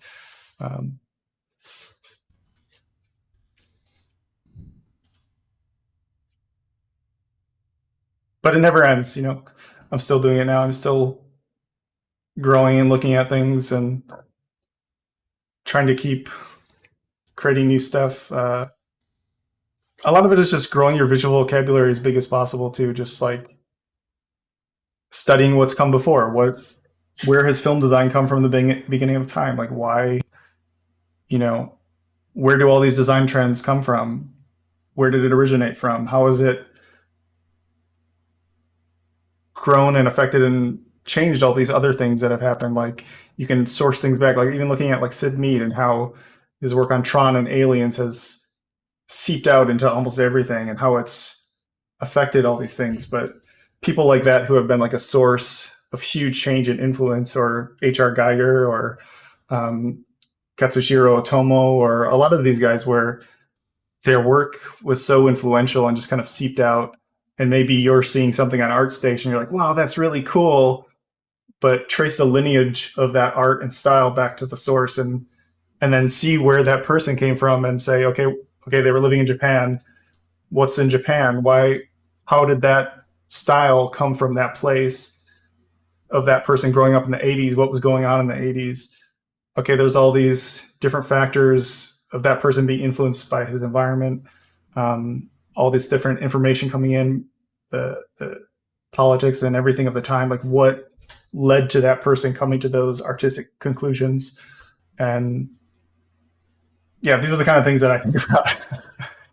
And another reason I traveled, because I wanted to be in the places of all my heroes and understand how they lived in those environments, grew up in those environments, and how being there affected them to allow them to create the art that they made. And, you know, going to France because of Mobius and Japan because of a lot of my Japanese art heroes, you can see it. Like you just walking around and living there for a while, like you see how they could come to that conclusion in their work, being surrounded by Art Nouveau in Paris all day and the beauty of the architecture and all the stuff in the cities. I can immediately see how Mobius would come up with a lot of these shapes and patterns and designs and compositions and stuff in his work based on the environment he lived in. So it's a complex answer. Indeed, it is.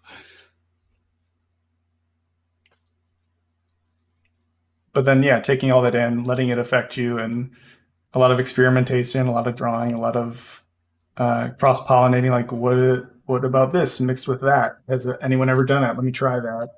And just finding the things you like and exploring. And I don't think that exploration ever ends. I'm still doing that myself, 12 or however many years later now.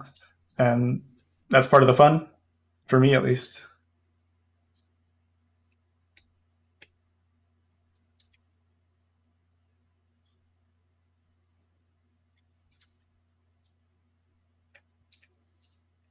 All of your insights have been great, and the questions have been also fantastic. I want to thank everybody for contributing and participating with the chat.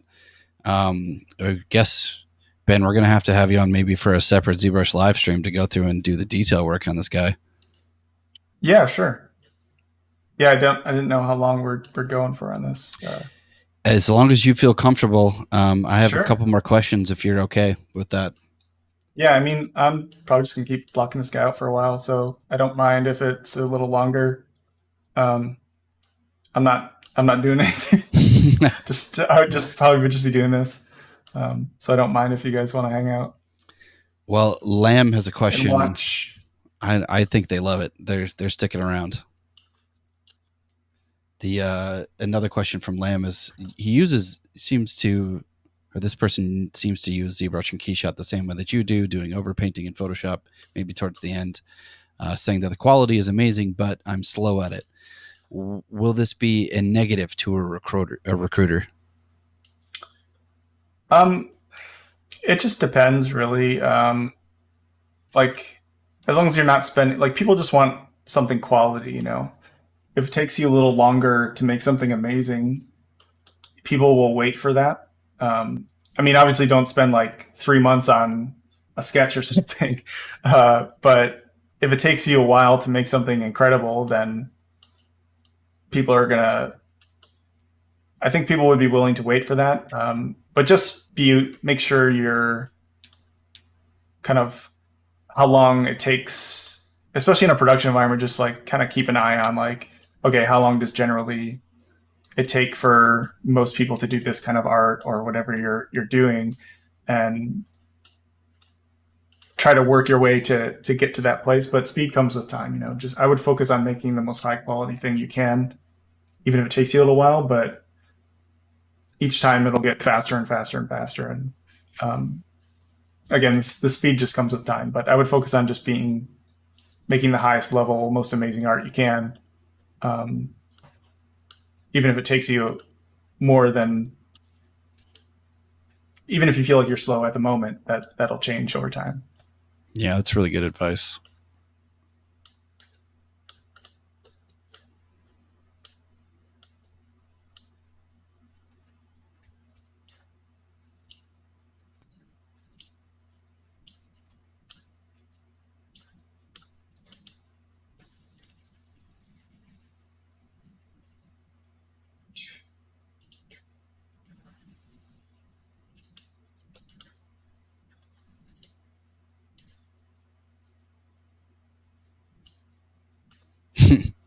Lamb responded and said, patience is hard, and said, thank you. Yeah, for sure.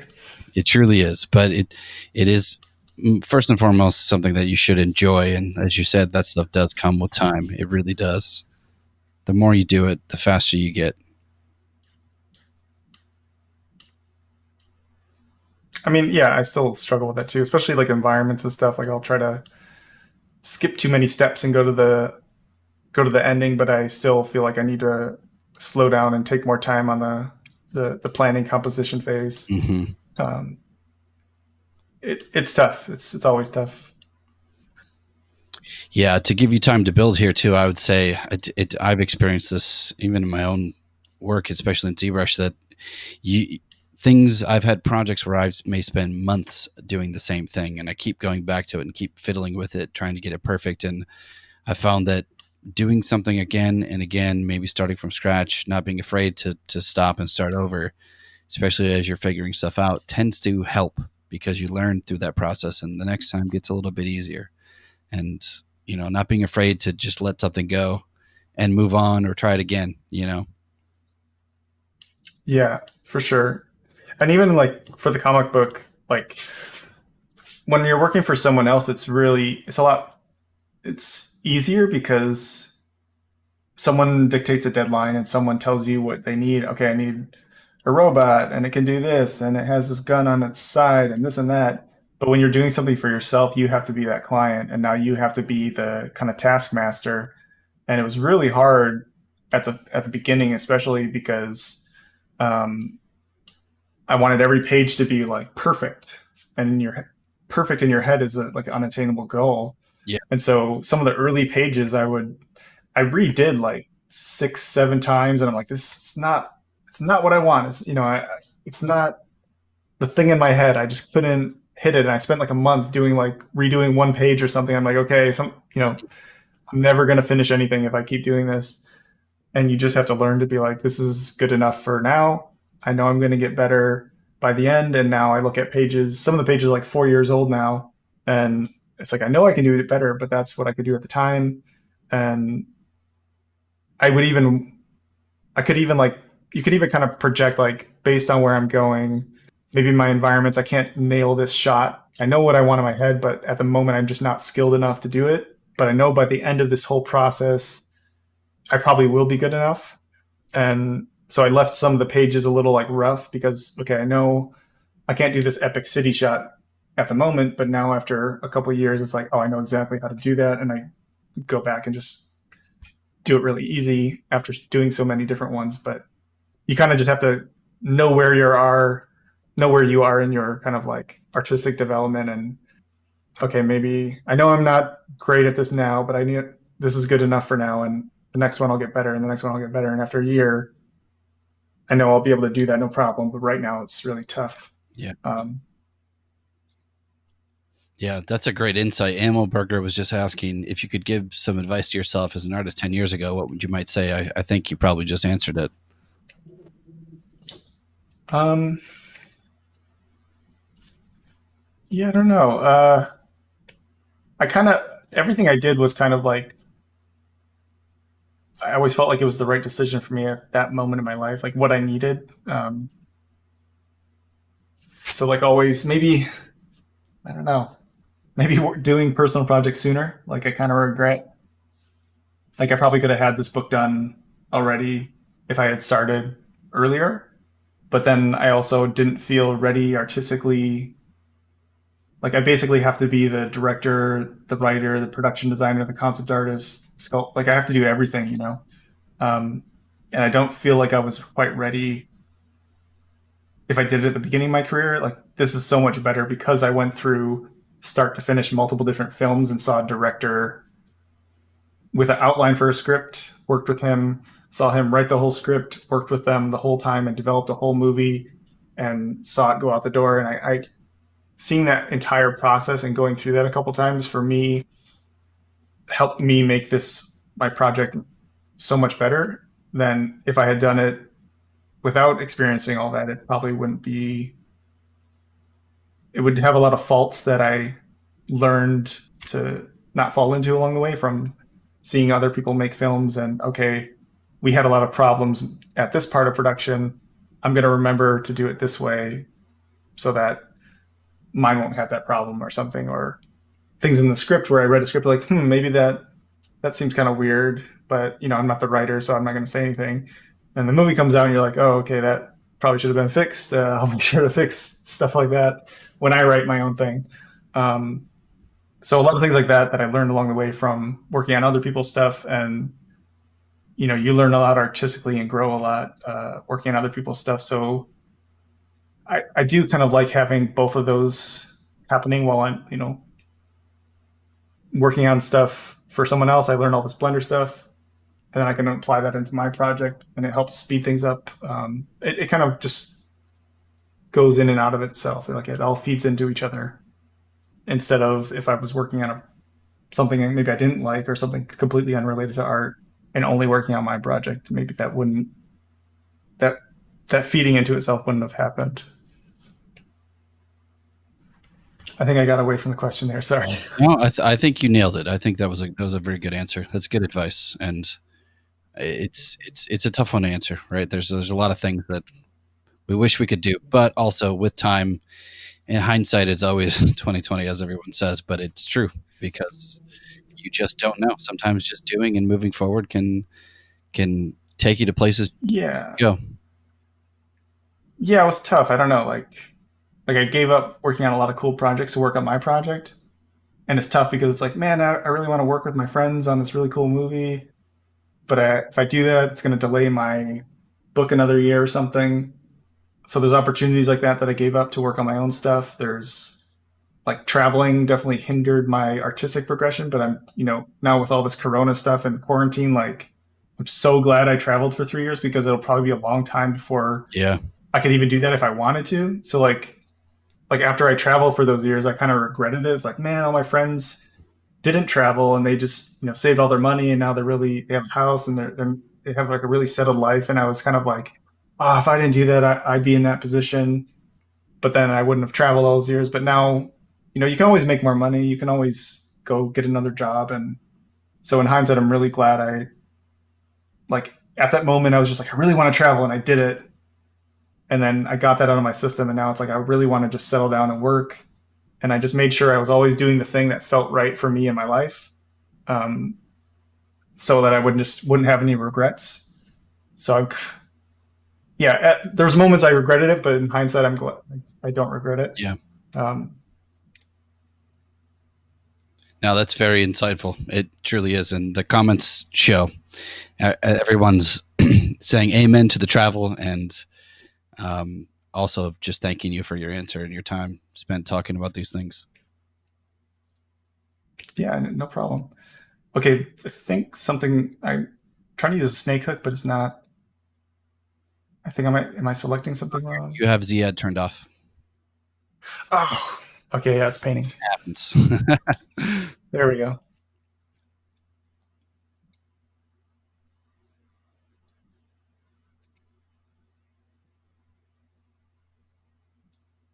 Still think his head is the wrong proportion.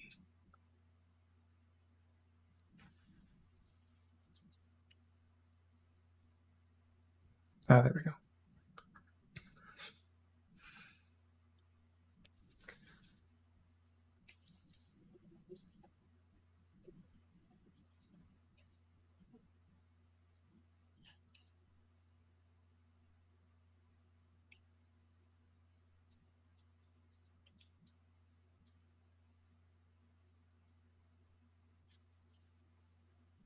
What I think is interesting watching you work and something I see with students and newcomers to digital, especially ZBrush, is you can be you can have your symmetry on an asset that is not symmetrical, and you're not necessarily worried about what that extra line does. You know, you can kind of just leave some of those things, and it all kind of Yeah, fits in as you kind of keep working through it. and again, it is very specific to this just because it's a very asymmetric thing I'm trying to make. Like if I was trying to be super clean like that gorilla robot, I probably would not do that at all. Just because it has to look like this is kind of like in between organic and mechanical. But if I was like, yeah, trying to make super tight poly modeling level cleanness, I would make sure everything was like Hmm. super well masked off and make sure everything's really clean. Right.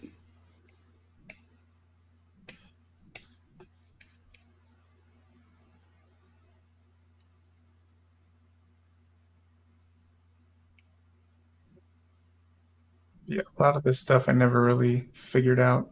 So it'll be kind of cool to like see what's in there.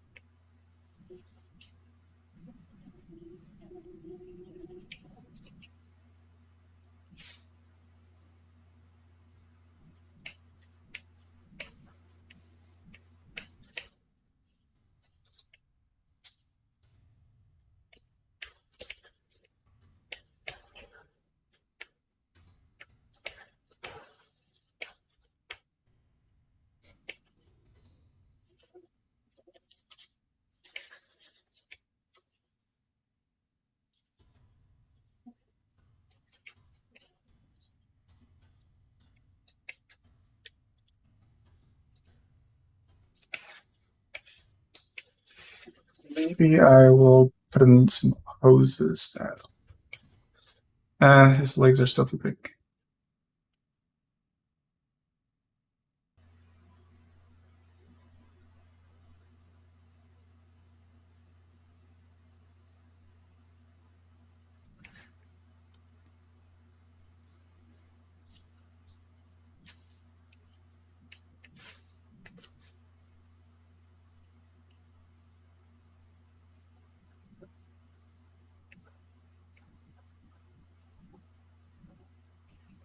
I think I might have duplicated that by accident. Yeah, it looks like you did a little snapshot. You can just press Control N, and that'll clear. Ah, It's just frozen.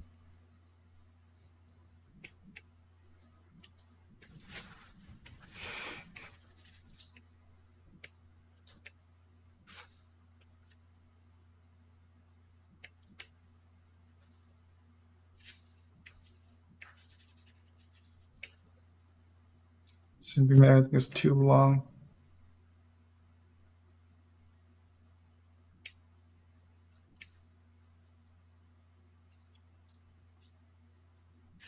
Yeah, it's such a weird proportion, but I know what I want it to look like, but it's like I never drew it yet. Hmm. Um,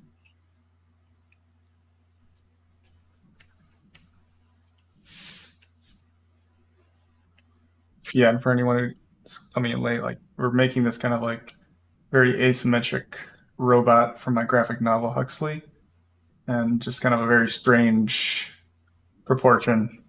I'm just trying to figure that out.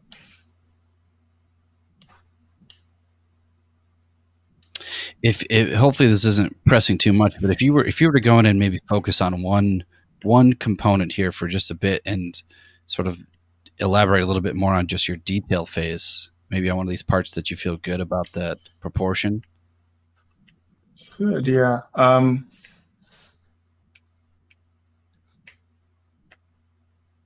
Maybe we start just getting into this chest area.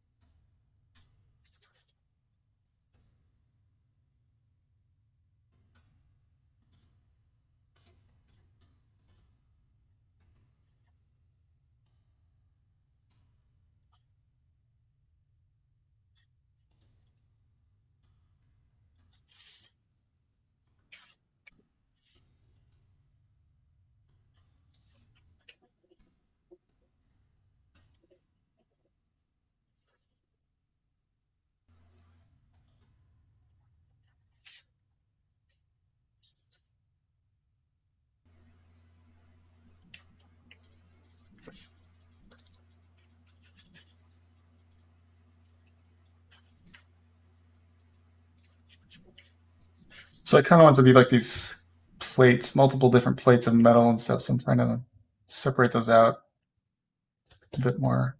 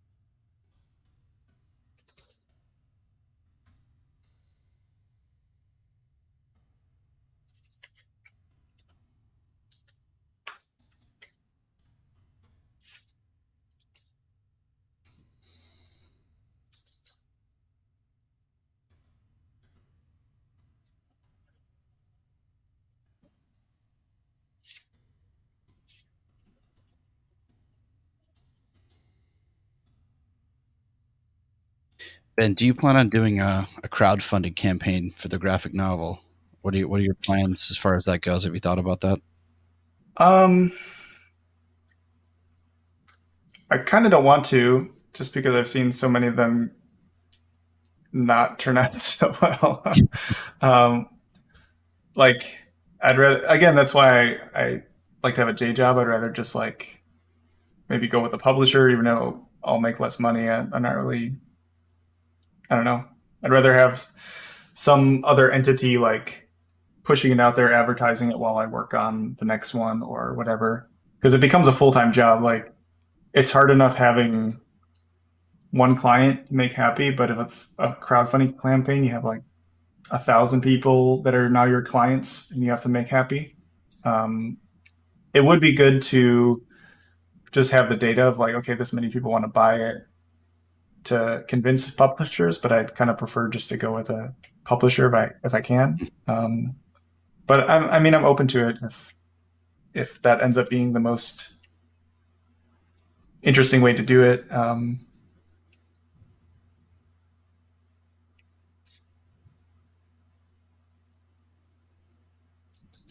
But that's kind of why I was so quiet on it for so many years was I just want to get it done or mostly done and then be able to just have a finished product and send it out to publishers and be like, do you want to publish this or not? Instead of what normally happens is you have a couple pages and you say, would you be interested in publishing this? And then they have a lot more power over you to, okay, yeah, we'll help fund this, give you an advance to finish this, but we own the film rights or something, or we own this, or we own that. So I just want to make sure I own my baby, Right.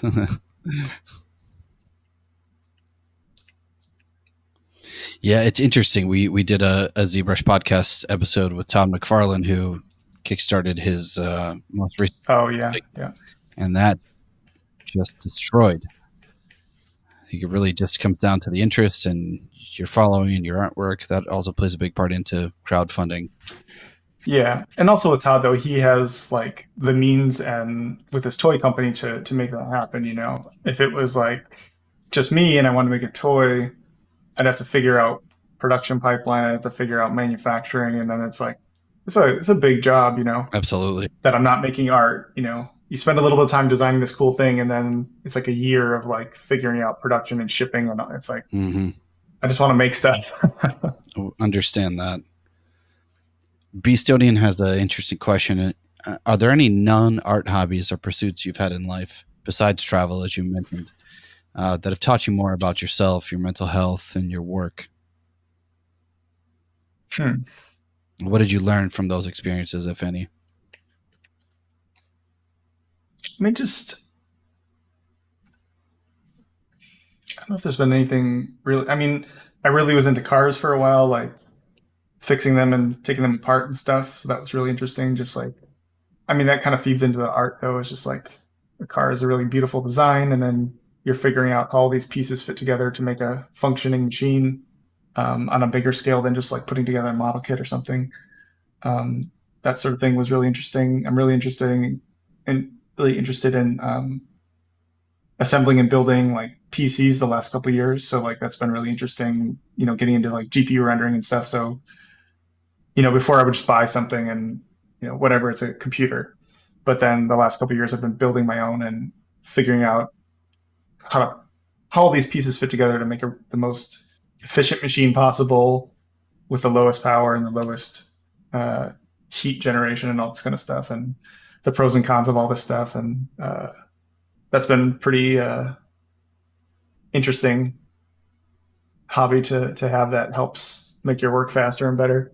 But a lot of stuff just being, as I get older, it's, staying in shape, eating well, trying to get on a good sleep schedule. But like the physical fitness stuff has been a kind of a big thing. I kind of stopped for a while, but now that I'm a little more settled, there was a limbo period where like I felt like my work wasn't improving. And then when I got back into like a studio environment and started to go to the gym like regularly, you kind of see that it's the same mindset of getting better at something. You have to go, you got to put in your reps, every day. You got to go to the gym, you got to do your reps, you get better every day. You see your improvement. You can do more weight, you get faster, you get better, you get stronger. You can run longer. And then you just feel better. Your mind is more clear, and you just see it in your body. You're just a more fit person. You're a more healthy person, and that mindset translates hugely right back to your work of like, if I want to get better at this skill, I just got to put in the reps. I got to do it every day and improve every day and see my flaws. And every day, okay, I did this wrong. Tomorrow, I'm not going to do that. And all these little things on a daily basis add up. And, over the past year of just, okay, I want to learn Blender, just learning one or two little things every day. It doesn't seem like much. And you're like, well, this one little thing doesn't do anything. But if you just see the bigger picture of I'm doing reps every day, after a year, those one or two things are like 500 things, and now you can do anything. But if you kind of focus too much on this micro scale, you can get intimidated. But kind of understanding things that it's like a daily process and it all builds over time was a good thing to remember. That helped me a lot. Yeah, that's great advice. He responded with saying that I had the same experience with squash.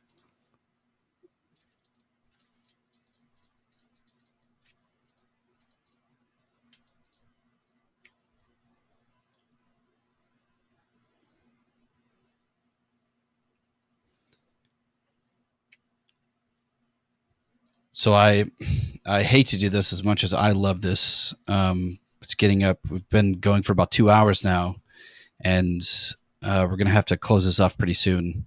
Sure. Yeah, that's totally cool. But let's give it another. We'll give it another 10 minutes or so. I just want to quickly talk about this as you're going in, and we're just using Damien Center brush, using H polish, just kind of sketching and framing these pieces in, and which is, I think, a good insight for everyone to see. A lot of people have been very just excited to see your methodology and the time that you spend to really make sure that these assets are in the right place, right, as you keep sort of continuing and adjusting. That's been really useful for everyone to see. And this is a very specific, like, I wouldn't do this all the time. It's definitely a very specific approach for a very specific design. As opposed to if I was just like, whatever, I just want to make something cool. There's a lot of different ways to do things, Totally. Yeah, it's definitely very clear for this particular piece because it's so asymmetrical and everything's sort of disproportionate. But it's. I do want to try to put in the tubes.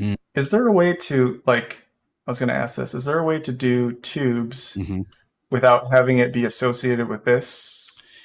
So, like, it has to be the lowest, like, it won't let me put in a tube without I see, because deleting or freezing my subdivision levels. Right. Is there a way to just, like, yeah. No, the only way to do that would be to delete lower. And what I normally recommend in this case is to actually, you can undo and keep those subdivisions. Just duplicate and drop on the copy of it. Duplicate and delete the lower. Oh, I see. I guess there's that. So, like, then when I do that, but then is there an easier way than just, like, extract unselected parts or whatever to separate them? No, because there a way to just, like, that's your best direct way. It's something that I do. Gotcha. My own custom UIs. I assign a little menu so I can get access to the split unmasked button quicker. Gotcha. Yeah, just curious about that. Yeah, that would be something for development, though. That is something that myself and many ZBrushers, including yourself, use quite often. That.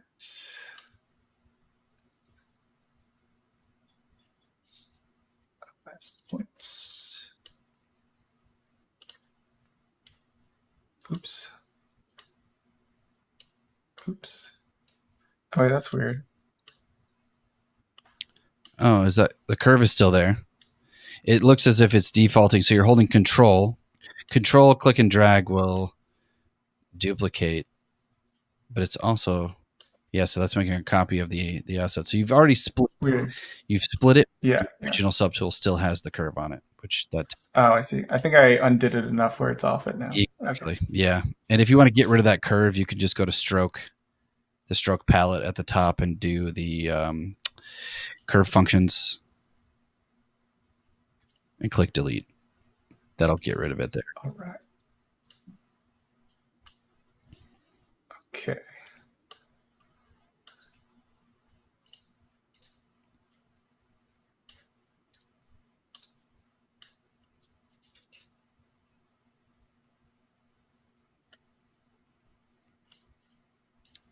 So all of you guys tuning in, we appreciate you sticking around. If you're in the U.S. at these late hours, or out of the U.S. and maybe it's a morning for you, thank you guys for all of your commenting. If you do have any final questions, I'm going to leave it open for 5 more minutes if you want to throw those out, and we'll let Ben continue doing his work.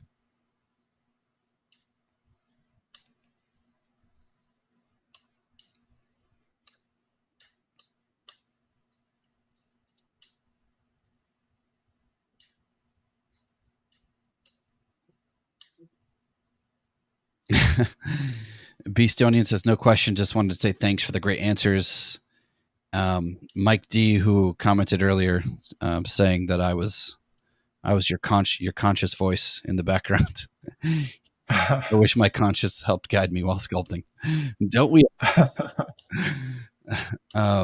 One quick question. Do you have any tips for beginners? Any just general tips for somebody getting started? Um, I don't know, like in ZBrush or in like just concept art in general, or I think uh, that's probably pertaining to ZBrush and or sculpting, gotcha. getting into this. I think doing studies of real life stuff in nature helped me a lot. Like um, like that early stuff, I was just like sculpting gorillas and this kind of thing, and it really helps you understand proportion, how to sculpt realistic folds and things, and nail real life stuff, and then just add, like a 10%, add some horns on it or something, and it's something else. But starting with that real life stuff helps a lot. Sculpting insects, sculpting all these kind of things, you get sculpting mechanical things, and you start just building up a library in your head of real life stuff. So whenever you get asked to do something imaginary, you have quite a big visual vocabulary to draw from, which is really handy. Yeah, that is great advice. That definitely helps for sure.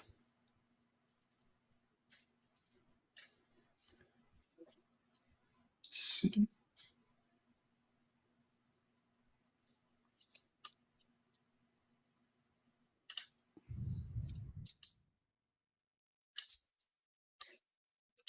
Oh wait, this one. Okay, there we go. Okay, these cables go crazy. Okay. Unmasked.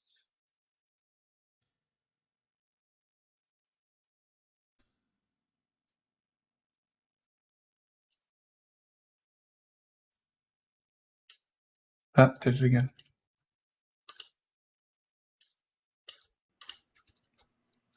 Here we go.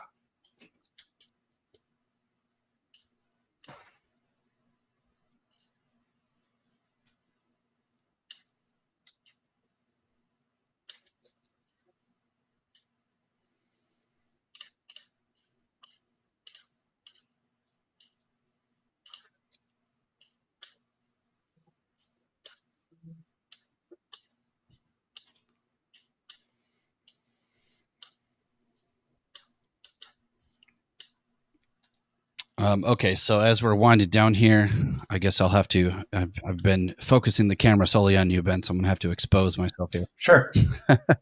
I just want to thank you again, man, for taking all this time and really spending enough time to answer all these guys' questions. And Oh yeah, no problem.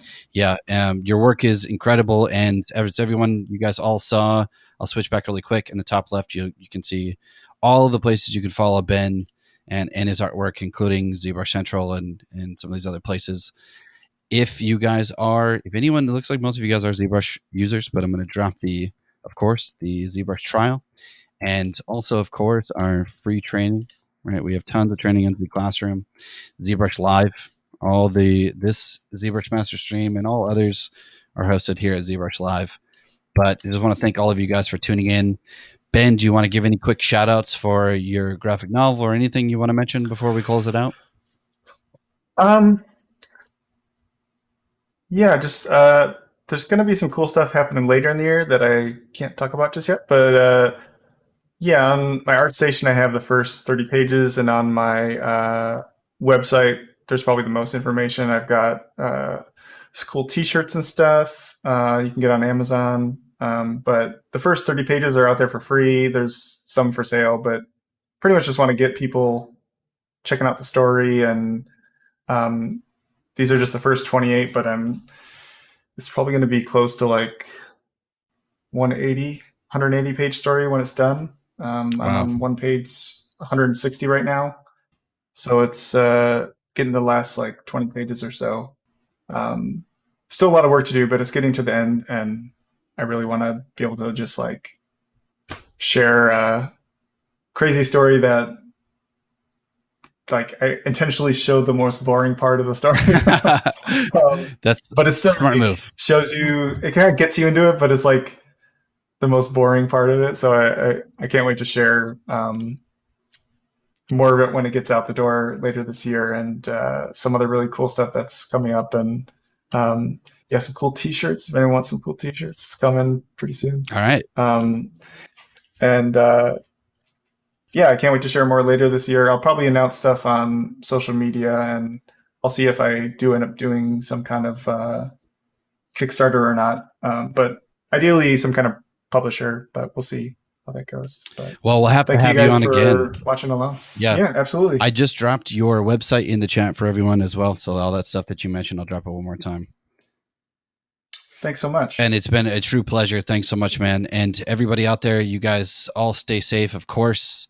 Be kind to one another. We've all got this shared thing and this shared interest, which is ZBrush. So we thank you all for contributing and, coming into the ZBrush Master stream. We'll be hosting more of these in the future, and maybe we can have you back on soon, Ben. That'd be awesome to do. Absolutely. Okay, everybody. Thanks, guys. Cheers. Stay safe, everyone.